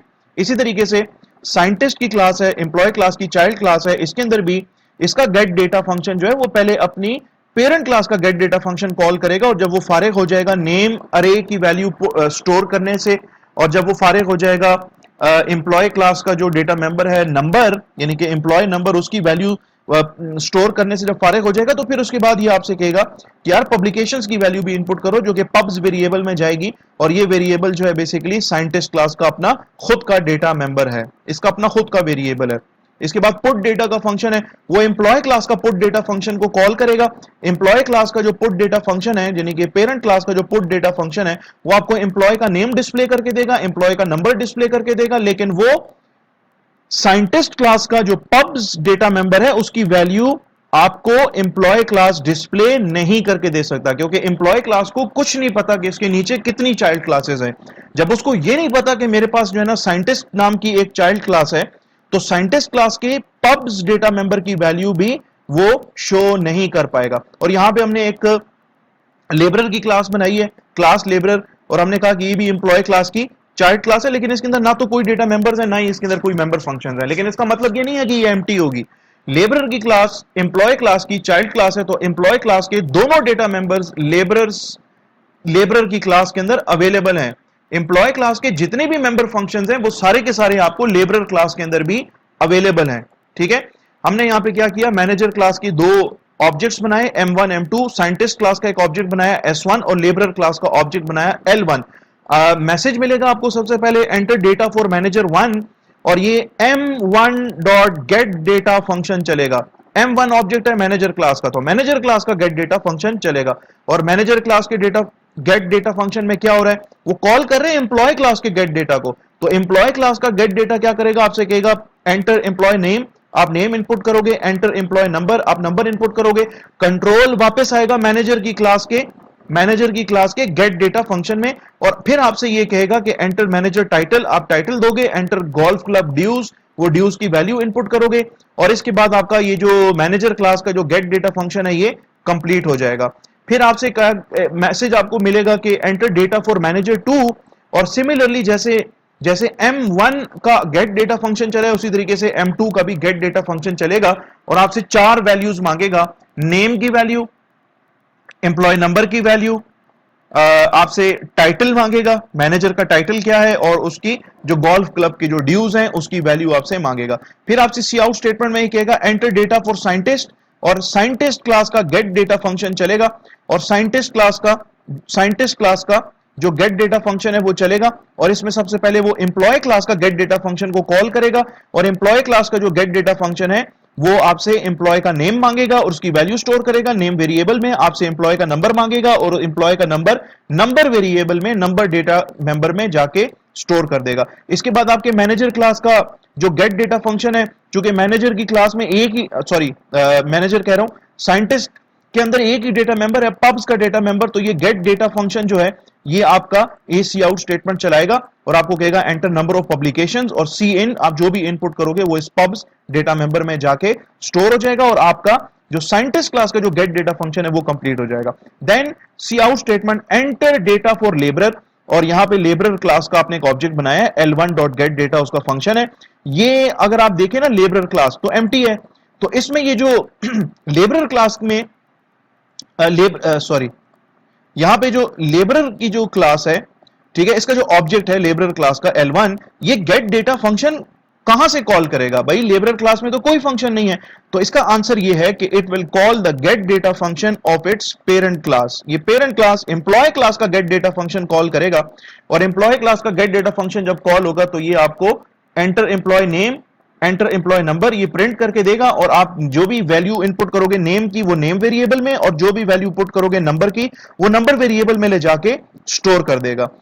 इसके बाद ये सी आउट स्टेटमेंट है, आपको बता रहा है मैनेजर, आपको लिखा हुआ नजर आएगा मैनेजर 1, और मैनेजर जो आपका मैनेजर क्लास का जो ऑब्जेक्ट है M1 उसका पुट डेटा फंक्शन जो है वो चलना शुरू हो जाएगा, यानी कि मैनेजर का पुट डेटा फंक्शन अगर हम देखें तो मैनेजर क्लास का जो पुट डेटा फंक्शन है वो सबसे पहले कॉल करेगा एम्प्लॉय क्लास के पुट डेटा फंक्शन को। एम्प्लॉय क्लास का पुट डेटा फंक्शन क्या करता है? आपको एम्प्लॉय का नेम डिस्प्ले करके देगा, एम्प्लॉय का नंबर डिस्प्ले करके देगा, और इसके बाद कंट्रोल वापस आएगा मैनेजर क्लास के पुट डेटा फंक्शन में, और आपका मैनेजर का जो पुट डेटा फंक्शन है मेंबर फंक्शन, वो आपको मैनेजर का टाइटल, मैनेजर के क्लब ड्यूज वो डिस्प्ले करके दे देगा। इसी तरीके से मैनेजर 2 के लिए भी आपका पुट डेटा फंक्शन जो है वो चलेगा, और आपको मैनेजर चूंकि एम्प्लॉय है तो एम्प्लॉय का नेम, एम्प्लॉय का नंबर, उसका टाइटल, उसका जो क्लब ड्यूज है उसकी वैल्यू आपको डिस्प्ले होगी। फिर इसके बाद S1 डॉट पुट डेटा, तो S1 साइंटिस्ट क्लास का ऑब्जेक्ट है, और साइंटिस्ट जो है वो भी एक एम्प्लॉय है, तो उसका पुट डेटा फंक्शन जब चलेगा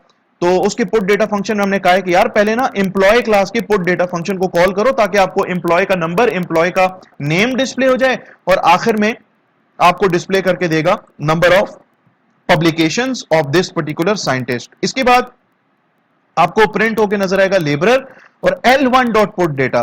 तो भाई L1 तो लेबरर क्लास का ऑब्जेक्ट है, लेबरर क्लास का, और लेबरर क्लास में तो कुछ भी नहीं है, ठीक है, तो फिर ये कौन सा पुट डेटा फंक्शन चलाएगा? तो भाई इसका आंसर ये है कि ये अपने पेरेंट क्लास का पुट डेटा फंक्शन चलाएगा, because the put data function of the parent class has been inherited, वो इस क्लास के अंदर भी मौजूद है। तो पेरेंट क्लास एम्प्लॉय क्लास का पुट डेटा फंक्शन चलेगा, और आपको वो लेबरर का नेम, लेबरर का नंबर डिस्प्ले करके देगा, क्योंकि लेबरर भी एम्प्लॉय है, ठीक है। इसको मैं बिल्ड कर लेता हूं, इसको मैं रन कर लेता हूं। तो ये पहले तो आपसे कह रहा है यहां पे एंटर डेटा फॉर मैनेजर 1, और उसके बाद ये मैनेजर क्लास का जो ऑब्जेक्ट है M1 उसका गेट डेटा फंक्शन कॉल कर रहा है, ठीक है। तो वो जब गेट डेटा फंक्शन कॉल कर रहा है तो वो एम्प्लॉय का आगे further gate data function call कर रहा है, ठीक है। तो मैं यहां पे नेम की वैल्यू दे देता हूं, एम्प्लॉय का नंबर दे देता हूं। अब ये कंट्रोल वापस आ गया इसके गेट डेटा फंक्शन के अंदर, और अब ये जो मैनेजर का जो गेट डेटा फंक्शन है ना वो अब चलना शुरू हो गया है, ठीक है। टाइटल है लेट सपोज HR मैनेजर है, ड्यूज है लेट सपोज 250.75। इसके बाद मैनेजर 2 का गेट डेटा फंक्शन चल रहा है और उसका गेट डेटा फंक्शन जो है वो एम्प्लॉय का गेट डेटा फंक्शन कॉल कर रहा है, तो इसलिए आपसे कह रहा है एंटर एम्प्लॉय नेम, नेम दिया, उसका नंबर दिया, और अब मैनेजर क्लास का जो रिमेनिंग जो पोर्शन है of it's get data function वो चल रहा है, और इसको मैं टाइटल देता हूं, लेट सपोज ये जीएम है और इसके जो ड्यूज हैं लेट सपोज वो हैं 35.5, एंटर किया। अभी कह रहा है साइंटिस्ट, साइंटिस्ट का गेट डेटा फंक्शन जो है वो पहले एम्प्लॉय का गेट डेटा फंक्शन कॉल करेगा, तो आपसे ये एम्प्लॉय नेम मांगेगा। तो एम्प्लॉय नेम में लेट सपोज मैं लिख देता हूं बिलाल, एम्प्लॉय नंबर है let suppose 300, number of publications है इसकी लेट सपोज 12। अब लेबरर की क्लास या उसका ऑब्जेक्ट बना और उसके ऑब्जेक्ट के साथ आपने कॉल किया गेट डेटा का फंक्शन, तो उसका उस क्लास के अंदर तो कुछ भी नहीं है, तो गेट डेटा फंक्शन जो है वो अपने एम्प्लॉय क्लास का कॉल करेगा। तो एम्प्लॉय का नेम देते हैं लेट सपोज ताहिर, और इसकी एम्प्लॉय नंबर है लेट सपोज 400, दैट्स इट।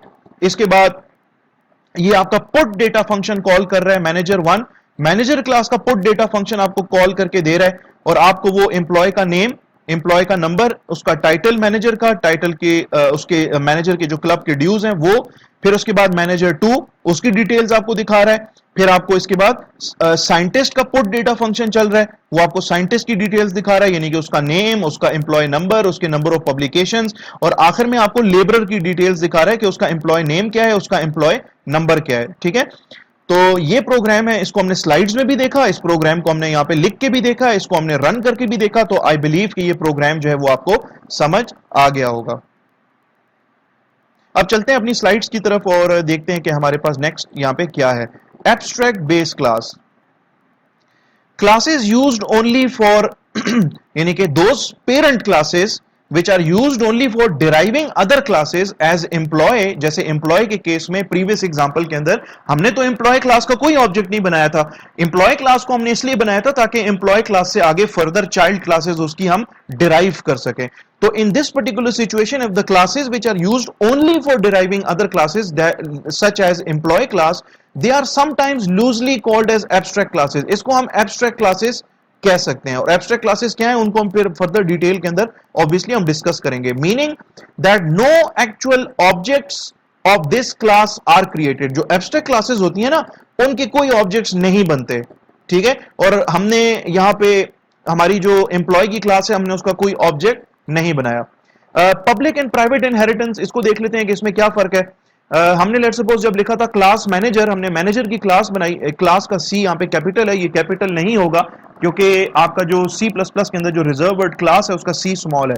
हमने जब ये लिखा यार class manager colon public employee, तो हमने ना ये मैनेजर क्लास को बनाया एम्प्लॉय क्लास की चाइल्ड क्लास। और इन पर्टिकुलर स्लाइड्स के अंदर हम ये देखेंगे कि अगर मैं यहाँ पे पब्लिक लिख दूं तब क्या होगा, अगर मैं यहाँ पे प्रोटेक्टेड लिख दूं या प्राइवेट लिख दूं तो तब क्या होगा। अभी तक हमने जितनी भी इनहेरिटेंस की है it is of type public inheritance, private inheritance भी आप कर सकते हो और प्रोटेक्टेड इनहेरिटेंस भी आप कर सकते हो, यानी कि यहाँ पे इस पब्लिक के कीवर्ड की जगह पे आप प्राइवेट लिख दो या यहाँ पे प्रोटेक्टेड लिख दो, तो फिर क्या होगा उसको भी हम यहाँ पे डिस्कस करेंगे।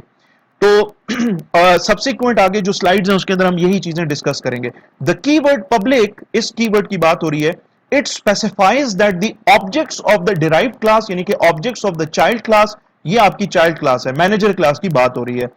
दे are able to access the public member functions of the base class. भाई हमने पब्लिक इसलिए लिखा है ताकि आपकी जो मैनेजर क्लास का जो ऑब्जेक्ट हम बनाएंगे ना, वो ऑब्जेक्ट जो है वो आपकी एम्प्लॉय क्लास की अपनी पेरेंट क्लास के पब्लिक मेंबर फंक्शंस को और पब्लिक डेटा मेंबर्स को एक्सेस कर सके, ठीक है।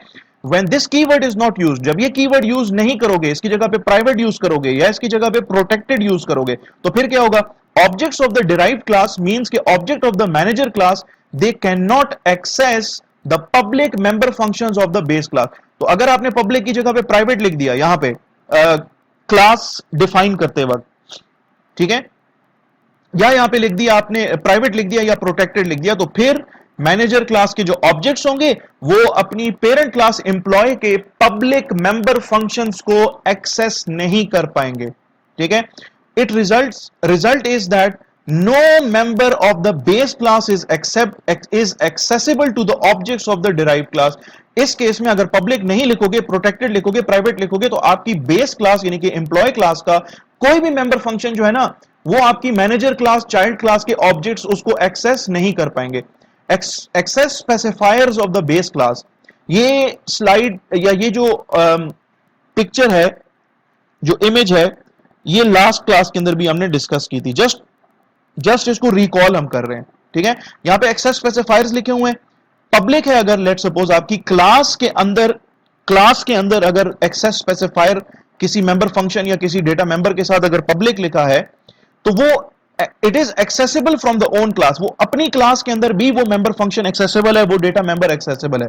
It is accessible from the derive class, वो डिराइव क्लास यानी कि चाइल्ड क्लास के अंदर भी आप उसको एक्सेस कर सकते हो। क्लास की बॉडी के अंदर आप उसको एक्सेस कर सकते हो।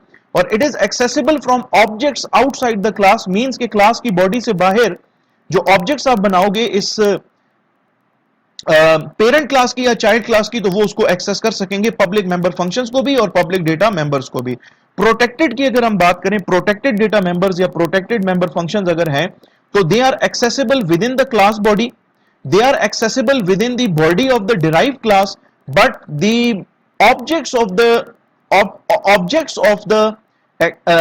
objects of the base class and objects of the derived class, they cannot access the protected member functions or protected data members of its base class, ठीक है, उसको एक्सेस नहीं कर पाएंगे। और प्राइवेट है, अगर लेट सपोज आपकी क्लास के अंदर कोई डेटा मेंबर या मेंबर फंक्शन अगर प्राइवेट है, तो आप अपनी क्लास, उस पर्टिकुलर क्लास की बॉडी के अंदर ना उसको एक्सेस कर सकते हो, लेकिन आपकी जो चाइल्ड क्लास होगी ना, वो अपनी बॉडी के अंदर उसको एक्सेस नहीं कर सकेगी, प्राइवेट डेटा मेंबर्स को और प्राइवेट मेंबर फंक्शंस को। एंड मतलब डायरेक्टली उसको उसके नाम लिख के एक्सेस नहीं कर सकती उसको। अगर कोई ऐसा मेंबर फंक्शन है आपकी पेरेंट क्लास के अंदर जो कि आपकी डेटा मेंबर्स को, प्राइवेट डेटा मेंबर्स को एक्सेस कर रहा है, तो आपकी जो डिराइव्ड क्लास होगी, जो चाइल्ड क्लास होगी, वो उस मेंबर फंक्शन को कॉल करके अपने इन प्राइवेट डेटा मेंबर्स को एक्सेस कर सकती है। और अगर कोई ऑब्जेक्ट है, आपकी बेस क्लास का ऑब्जेक्ट है या डिराइव क्लास का ऑब्जेक्ट है, तो वो भी एक्सेस नहीं कर सकता आपके प्राइवेट डेटा मेंबर्स को ऑफ द बेस क्लास और ऑफ इट्स चाइल्ड क्लास, ठीक है। यहां पे अब एक छोटी सी एनिमेशन है, यहां पे हम देखेंगे टाइप्स ऑफ इनहेरिटेंस। तीन तरह की इनहेरिटेंस हो सकती है, जैसे कि इसमें हमने देखा कि पब्लिक इनहेरिटेंस है, ये प्राइवेट इनहेरिटेंस भी हो सकती है, यानी कि पब्लिक की जगह पे अगर मैं प्राइवेट लिख दूं तो फिर क्या होगा, और अगर मैं पब्लिक की जगह पे प्रोटेक्टेड का कीवर्ड लिख दूं तो फिर क्या होगा, वो हम देखेंगे इस स्लाइड के अंदर। अच्छा, यहां पे ये जो कॉलम है ना, ये बता रहा है यार कि बेस क्लास जो है ना आपकी, जो आपकी पेरेंट क्लास है, उसका अगर एक्सेस स्पेसिफायर जो है वो अगर पब्लिक होगा, वो उसका अगर एक्सेस स्पेसिफायर यानी उसका कोई मेंबर फंक्शन अगर पब्लिक है, ठीक है, और अगर आप पब्लिक इनहेरिटेंस कर रहे हो, या उसका मेंबर फंक्शन अगर प्रोटेक्टेड है या उसका मेंबर फंक्शन अगर प्राइवेट है, तो पब्लिक इनहेरिटेंस के केस में क्या होगा। पब्लिक इनहेरिटेंस के केस में यह होगा कि जितने भी पब्लिक डेटा मेंबर्स हैं, जितने भी पब्लिक मेंबर फंक्शंस हैं आपकी बेस क्लास के अंदर, they will be public in the derived class, वो डिराइव्ड क्लास के अंदर भी पब्लिक होंगे। प्रोटेक्टेड जितने भी हैं वो आपके डिराइव्ड क्लास के अंदर भी प्रोटेक्टेड होंगे, ठीक है। और जितने भी प्राइवेट डेटा मेंबर्स हैं आपकी बेस क्लास के अंदर, उनको आपकी डिराइव्ड क्लास एक्सेस नहीं कर सकती। your derived class, your child class cannot access the private data members or even private member functions of your parent class, ठीक है। अच्छा जी, अगर आपने प्रोटेक्टेड इनहेरिटेंस की है, प्रोटेक्टेड इनहेरिटेंस का यार मतलब ये है कि आप ना यहाँ पे पब्लिक की कीवर्ड की जगह पे ना प्रोटेक्टेड अगर लिख देते हो, आप लिखते हो class manager colon protected employee, तो फिर क्या होगा, उस केस में ये होगा कि अगर जितने भी आपकी जो पेरेंट क्लास है, जो बेस क्लास है, उसके जितने भी पब्लिक मेंबर फंक्शंस हैं, जितने भी पब्लिक मेंबर फंक्शंस हैं, वो प्रोटेक्टेड बन जाएंगे in the derived class. Derived class के अंदर, चाइल्ड क्लास के अंदर वो प्रोटेक्टेड बन जाएंगे।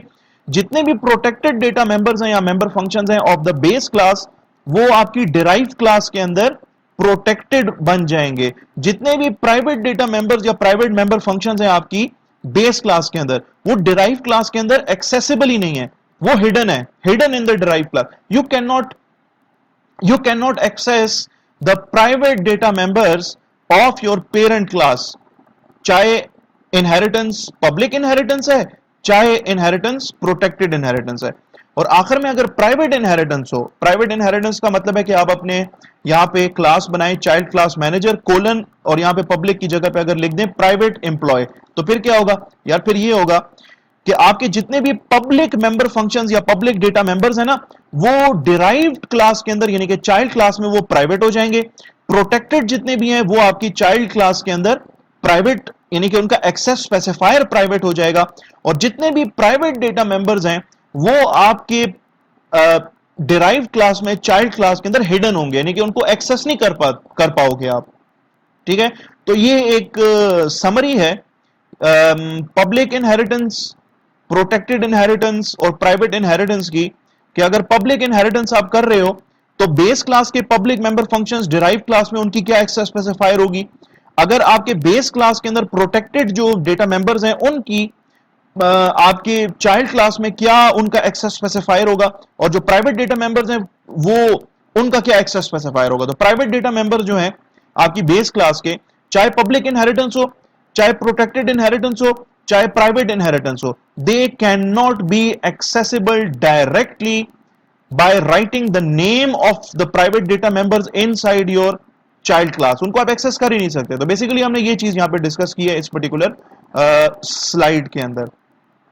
फिर यहाँ पे ये एक जो हमने इस स्लाइड के अंदर जो चीज देखी है वो अब हम ऑब्जेक्ट्स के साथ हम देख रहे हैं कि आपकी ये क्लास ए है, इसकी एक क्लास ए की एक चाइल्ड क्लास है जी क्लास बी, और इसकी एक चाइल्ड क्लास है क्लास सी। क्लास ए की जो चाइल्ड क्लास है ना क्लास बी, वो पब्लिक इनहेरिटेंस हुई भी, हमने यहाँ पे लिखा है पब्लिक ए, और जो क्लास सी आपकी बन रही है वो प्राइवेट इनहेरिटेंस यहाँ पे हो रही है। ठीक है, तो क्लास ए के अंदर प्राइवेट डेटा मेंबर्स हैं, प्रोटेक्टेड डेटा मेंबर्स हैं और पब्लिक डेटा मेंबर्स हैं। इस क्लास का जो ऑब्जेक्ट होगा, क्लास ए का बेस क्लास का जो ऑब्जेक्ट होगा वो सिर्फ पब्लिक मेंबर फंक्शंस को ही एक्सेस कर सकता है। ठीक है, आपकी ये जो क्लास बी है जो कि चाइल्ड क्लास है ए की, और जो जिसमें इनहेरिटेंस हुई हुई है पब्लिक इनहेरिटेंस, तो ये इसके ये जो क्लास है आपकी, ये वाली क्लास, ये बॉडी जो है ना क्लास को रिप्रेजेंट कर रही है। ये क्लास जो है ये actually protected data members of the class A of its parent class उनको एक्सेस कर सकती है।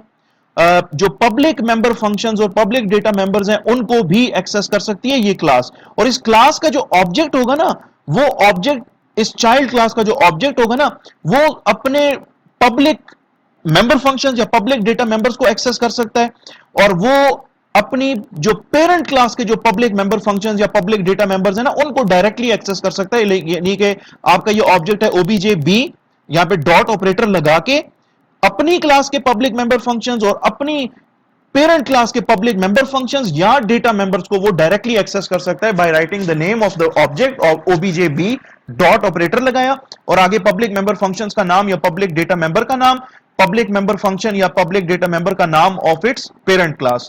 अगर आपकी क्लास सी है, प्राइवेट इनहेरिटेंस यहां पे हुई हुई है अगर लेट सपोज, तो आपकी ये जो क्लास है ना, ये बॉक्स जो है इस क्लास को रिप्रेजेंट करिए, इस चाइल्ड क्लास को। ये चाइल्ड क्लास जो है ना ये पब्लिक डेटा मेंबर्स को, sorry public data members and public member functions को एक्सेस कर सकती है अपनी क्लास की बॉडी के अंदर, और प्रोटेक्टेड डेटा मेंबर्स और प्रोटेक्टेड मेंबर फंक्शंस को अपनी क्लास की बॉडी के अंदर एक्सेस कर सकती है।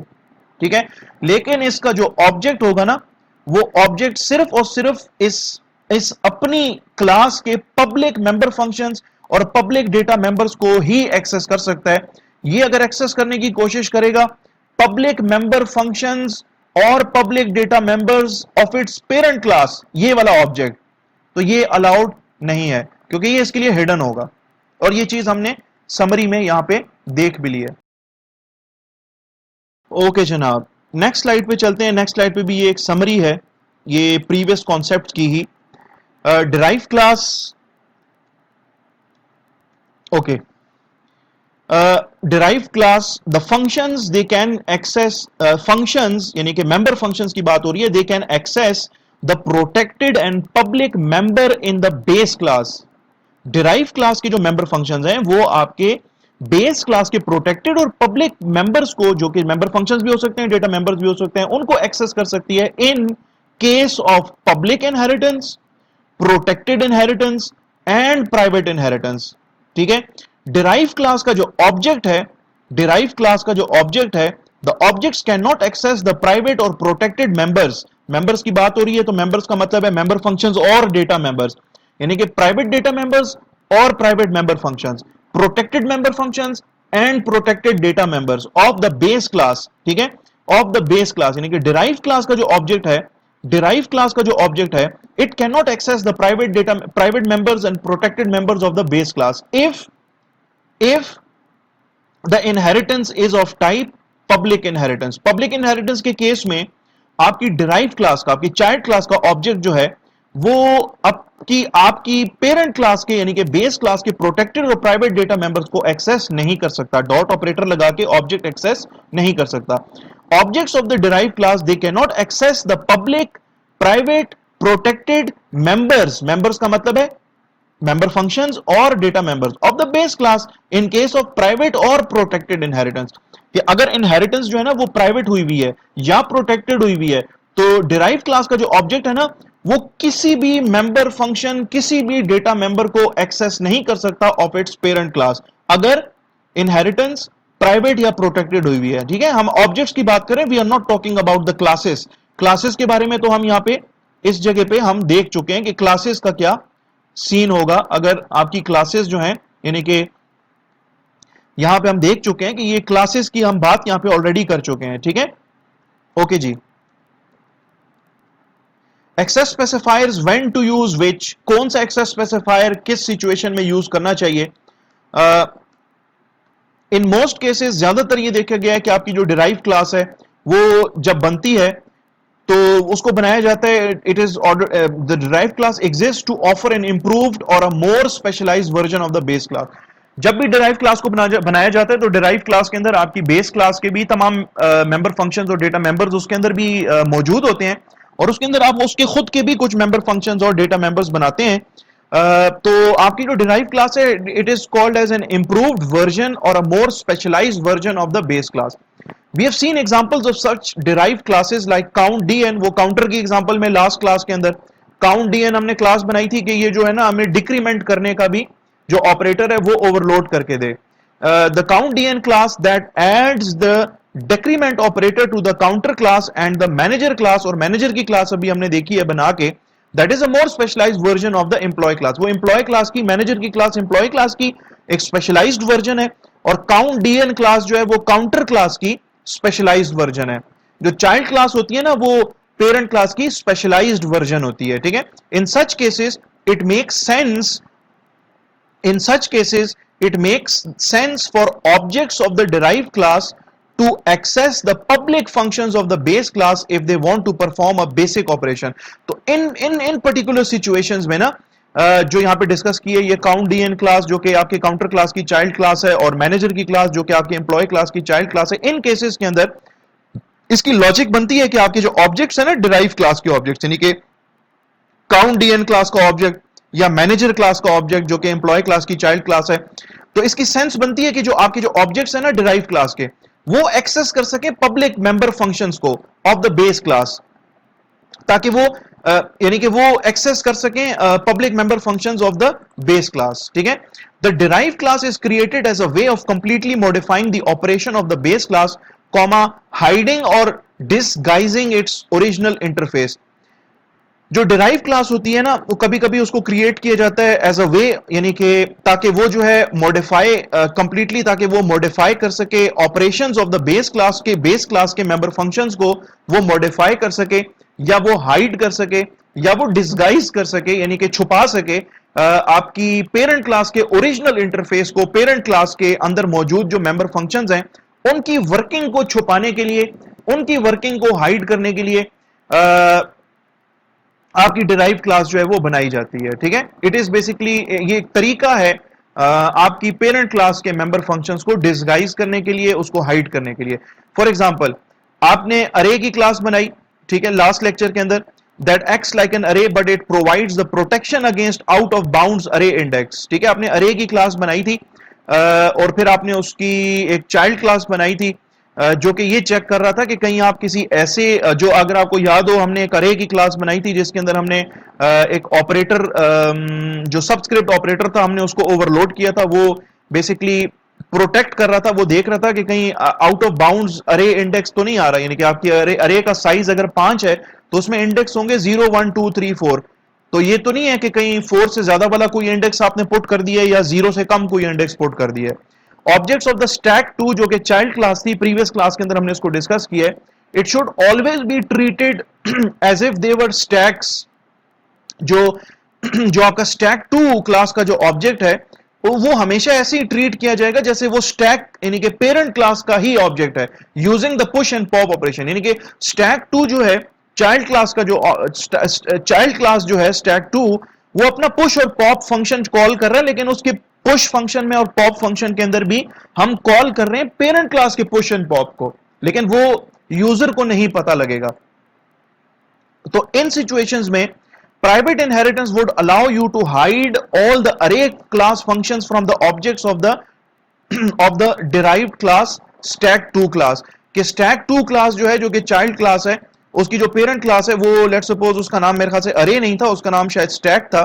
तो अगर हम ये छुपाना चाहते हैं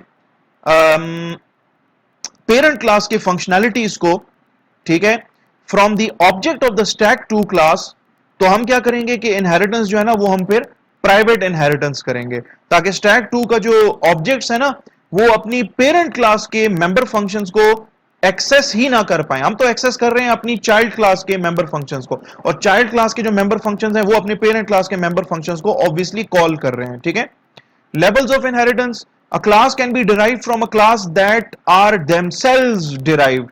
कोई क्लास, लेट्स सपोज यहां पे आपने एक क्लास बनाई क्लास ए, फिर आपने क्लास बनाई क्लास बी, और आपने कहा कि यार ये ना पब्लिक ए मींस कि ये ए क्लास की चाइल्ड क्लास है। फिर आपने बनाई क्लास सी, और आपने कहा कि क्लास सी जो है ना वो बी क्लास की चाइल्ड क्लास है। तो ऊपर ए क्लास है, उसके नीचे चाइल्ड क्लास बी है, और बी क्लास की चाइल्ड क्लास जो है वो सी क्लास है, ठीक है। तो B is derive from A, यानी कि B class is derive from A and C class is derive from B class. The process can be extended to an arbitrary number of levels D could be derived from C and so on। यानी कि ये भी हो सकता है कि C class की आगे मजीद कोई चाइल्ड क्लास हो D की मजीद आगे कोई चाइल्ड क्लास हो E and so on। तो ये आपका कहलाता है levels of inheritance, ठीक है। As a more concrete example, suppose that we decided to add a special kind of laborer called a foreman to the employee program। भाई अभी हमने जो एम्प्लॉय प्रोग्राम बनाया था उसमें हमने हमारी जो पेरेंट क्लास थी वो एम्प्लॉय की क्लास थी, और उसकी कुछ चाइल्ड क्लासेस थी, लाइक द साइंटिस्ट की क्लास, मैनेजर की क्लास, लेबरर की क्लास। अब हम कहते हैं यार कि हमारी सिचुएशन ऐसी है कि हम ना लेबरर क्लास की भी ना फर्दर आगे एक चाइल्ड क्लास बनाना चाहते हैं, उससे हम लेने के लेबरर की क्लास को हम ना इनहेरिट करवाना चाहते हैं, और हम एक क्लास बनाना चाहते हैं जी फोरमैन की क्लास। तो आपकी जो इनहेरिटेंस हायरार्की होगी ना वो इस तरीके से हो जाएगी कि एम्प्लॉय की क्लास की तीन चाइल्ड क्लासेस हैं, मैनेजर की क्लास इससे डिराइव हुई है, साइंटिस्ट की क्लास इससे डिराइव हुई है, लेबरर की क्लास इससे डिराइव हुई है, और लेबरर की क्लास से आगे फर्दर फोरमैन की क्लास जो है वो डिराइव हुई है, यानी कि फोरमैन की क्लास जो है वो डायरेक्टली आपकी लेबरर क्लास की चाइल्ड क्लास है। तो इस तरीके से आप अपनी हायरार्की को चेंज फिर करोगे। ये जो प्रोग्राम है लेबरर की एग्जाम्पल जो है इसमें क्या है कि ये जो आपकी एग्जांपल है इसके अंदर हमने क्या किया हुआ है कि वो अभी जो हमने थोड़ी देर पहले जो प्रोग्राम लिखा था ना उस प्रोग्राम के अंदर हमने एक क्लास और ऐड करनी है। हमने लिखना है class foreman colon public labourer. Labourer class की ये चाइल्ड क्लास होगी, और फोरमैन क्लास के अंदर इसका एक डेटा मेंबर है कोटास के नाम से, और गेट डेटा का फंक्शन जो है हम उसके अंदर कॉल कर रहे हैं लेबरर का गेट डेटा फंक्शन। तो लेबरर के अंदर तो गेट डेटा फंक्शन नहीं है, और लेबरर क्लास अगर आपको याद हो तो लेबरर की क्लास तो एम्प्टी थी। तो जब हम लेबरर का गेट डेटा फंक्शन कॉल करेंगे तो बेसिकली हम लेबरर क्लास के अंदर मौजूद एम्प्लॉय क्लास का जो गेट डेटा फंक्शन होगा जो कि उसको इनहेरिट हुआ होगा हम उसको कॉल कर रहे होंगे। और फिर उसके बाद ये सी आउट स्टेटमेंट इसमें लिखा है enter quotes C N quotes, ठीक है। और पुट डेटा जो है वो कॉल करेगा लेबरर का पुट डेटा। लेबरर के अंदर तो पुट डेटा उसका अपना है नहीं, वो तो एम्प्टी है। तो एम्प्लॉय क्लास का जो पुट डेटा फंक्शन है वो उसको इनहेरिट हुआ है। तो लेबरर का पुट डेटा फंक्शन जब हम कॉल करेंगे तो एक्चुअली एम्प्लॉय का पुट डेटा फंक्शन कॉल होगा, और वो आपको एम्प्लॉय का नेम और उसका नंबर आपको डिस्प्ले करके देगा, और यहाँ पे कोटास वेरिएबल की वैल्यू आपको फिर डिस्प्ले करके देगा आपका पुट डेटा का फंक्शन। तो इस क्लास को ना हम नेक्स्ट क्लास के अंदर डिस्कस कर लेंगे, ठीक है, और ये डिटेल भी हम नेक्स्ट क्लास के अंदर डिस्कस कर लेंगे। जहां तक बात है मल्टीपल इनहेरिटेंस की, तो मल्टीपल इनहेरिटेंस का मतलब है कि अ क्लास कैन बी डिराइव्ड, जो एक डिराइव क्लास होती है, it can be derive from more than one base class. वो एक से ज्यादा उसकी बेस क्लासेस भी हो सकती हैं। This is called as multiple inheritance. For example class A है, आपके पास एक क्लास बी है, और आप एक क्लास बना रहे हो क्लास सी और आगे लिख रहे हो कोलन पब्लिक ए कॉमा पब्लिक बी, मींस कि जो सी क्लास है ये बी से भी ड्राइव हुई है, ए से भी ड्राइव हुई है। सी क्लास की दो पेरेंट क्लासेस हैं, इसका मतलब है स्टेटमेंट का कि सी क्लास की दो पेरेंट क्लासेस हैं, पब्लिक ए कॉमा पब्लिक बी का मतलब है कि सी क्लास की जो बी क्लास है ये भी इसकी पेरेंट क्लास है और जो ए क्लास है ये भी इसकी पेरेंट क्लास है। दिस इन दिस सिनारियो या इस सिचुएशन में इसको हम कहते हैं मल्टीपल इनहेरिटेंस। ठीक है, यानी कि ए क्लास है, बी क्लास है और सी क्लास जो है वो इसकी भी चाइल्ड क्लास है, इसकी भी चाइल्ड क्लास है, इसको कहते हैं मल्टीपल इनहेरिटेंस। ठीक है, member functions in multiple inheritance.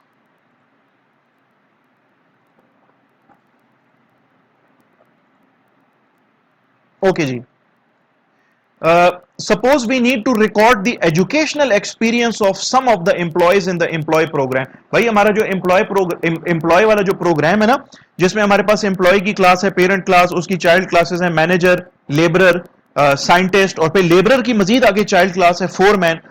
तो उस एग्जांपल के अंदर हम कह रहे हैं कि जी कुछ एम्प्लॉयज हैं, कुछ एम्प्लॉयज, सारे एम्प्लॉयज नहीं, मतलब कि साइंटिस्ट और आपका जो मैनेजर है हम उनकी एजुकेशनल डिटेल्स भी स्टोर करना चाहते हैं। तो in a different project we have already developed a class called student, हमने स्टूडेंट की क्लास ऑलरेडी बनाई भी है इससे पहले, that models the students with different educational backgrounds, जिसमें स्टूडेंट की डिटेल्स पड़ी हुई है, यानी कि उसका सीजीपीए, उसका नाम, उसका roll number etcetera etcetera.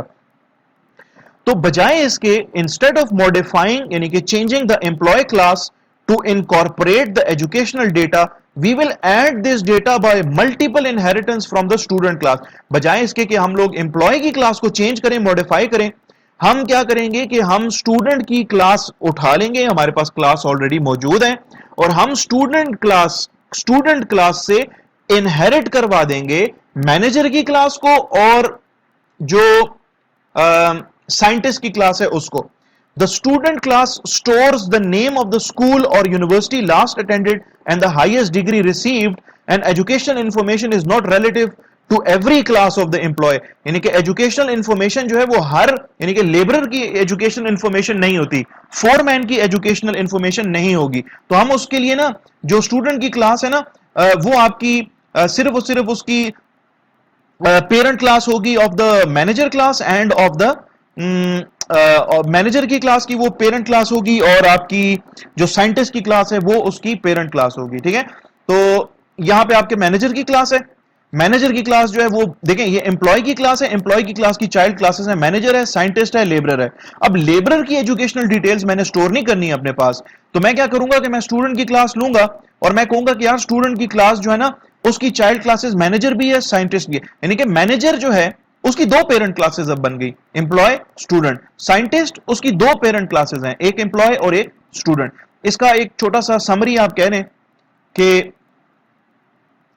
Class student, इसके अंदर ऑब्वियसली इसकी डिटेल्स हम फिर पुट करेंगे नेक्स्ट क्लास के अंदर, क्लास एम्प्लॉय इसकी डिटेल्स भी हम पुट करेंगे और मैनेजर की क्लास जो है ये अब आपकी मैनेजर की जो क्लास है ये बेसिकली एम्प्लॉय क्लास की भी चाइल्ड क्लास है, स्टूडेंट क्लास की भी चाइल्ड क्लास है। तो यहां पे हम लिखेंगे class manager colon private employee comma private student.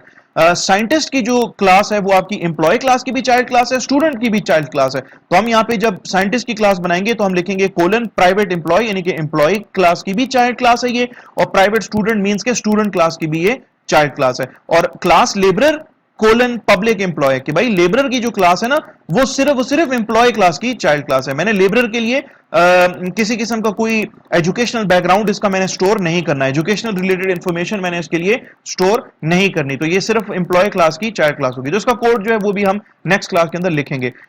I believe it is enough for today. मैं उम्मीद करता हूं कि ये कॉन्सेप्ट जो है वो आपको समझ आए होंगे और मैं ये भी उम्मीद करता हूं कि आप लोगों ने मेरे इस चैनल को जिसका नाम कोड विद फैसल है इसको ऑलरेडी सब्सक्राइब किया हुआ, अगर सब्सक्राइब नहीं किया हुआ तो काइंडली इसको सब्सक्राइब कर लें। वीडियो पसंद आए इसको लाइक कर सकते हैं, इसको शेयर कर सकते हैं, इसको इसके ऊपर आप कमेंट्स वगैरह भी दे सकते हैं। तो मिलते हैं नेक्स्ट वीडियो के अंदर, तब तक आप अपना ढेर सारा ख्याल रखें। Take care of yourselves. अल्लाह हाफिज।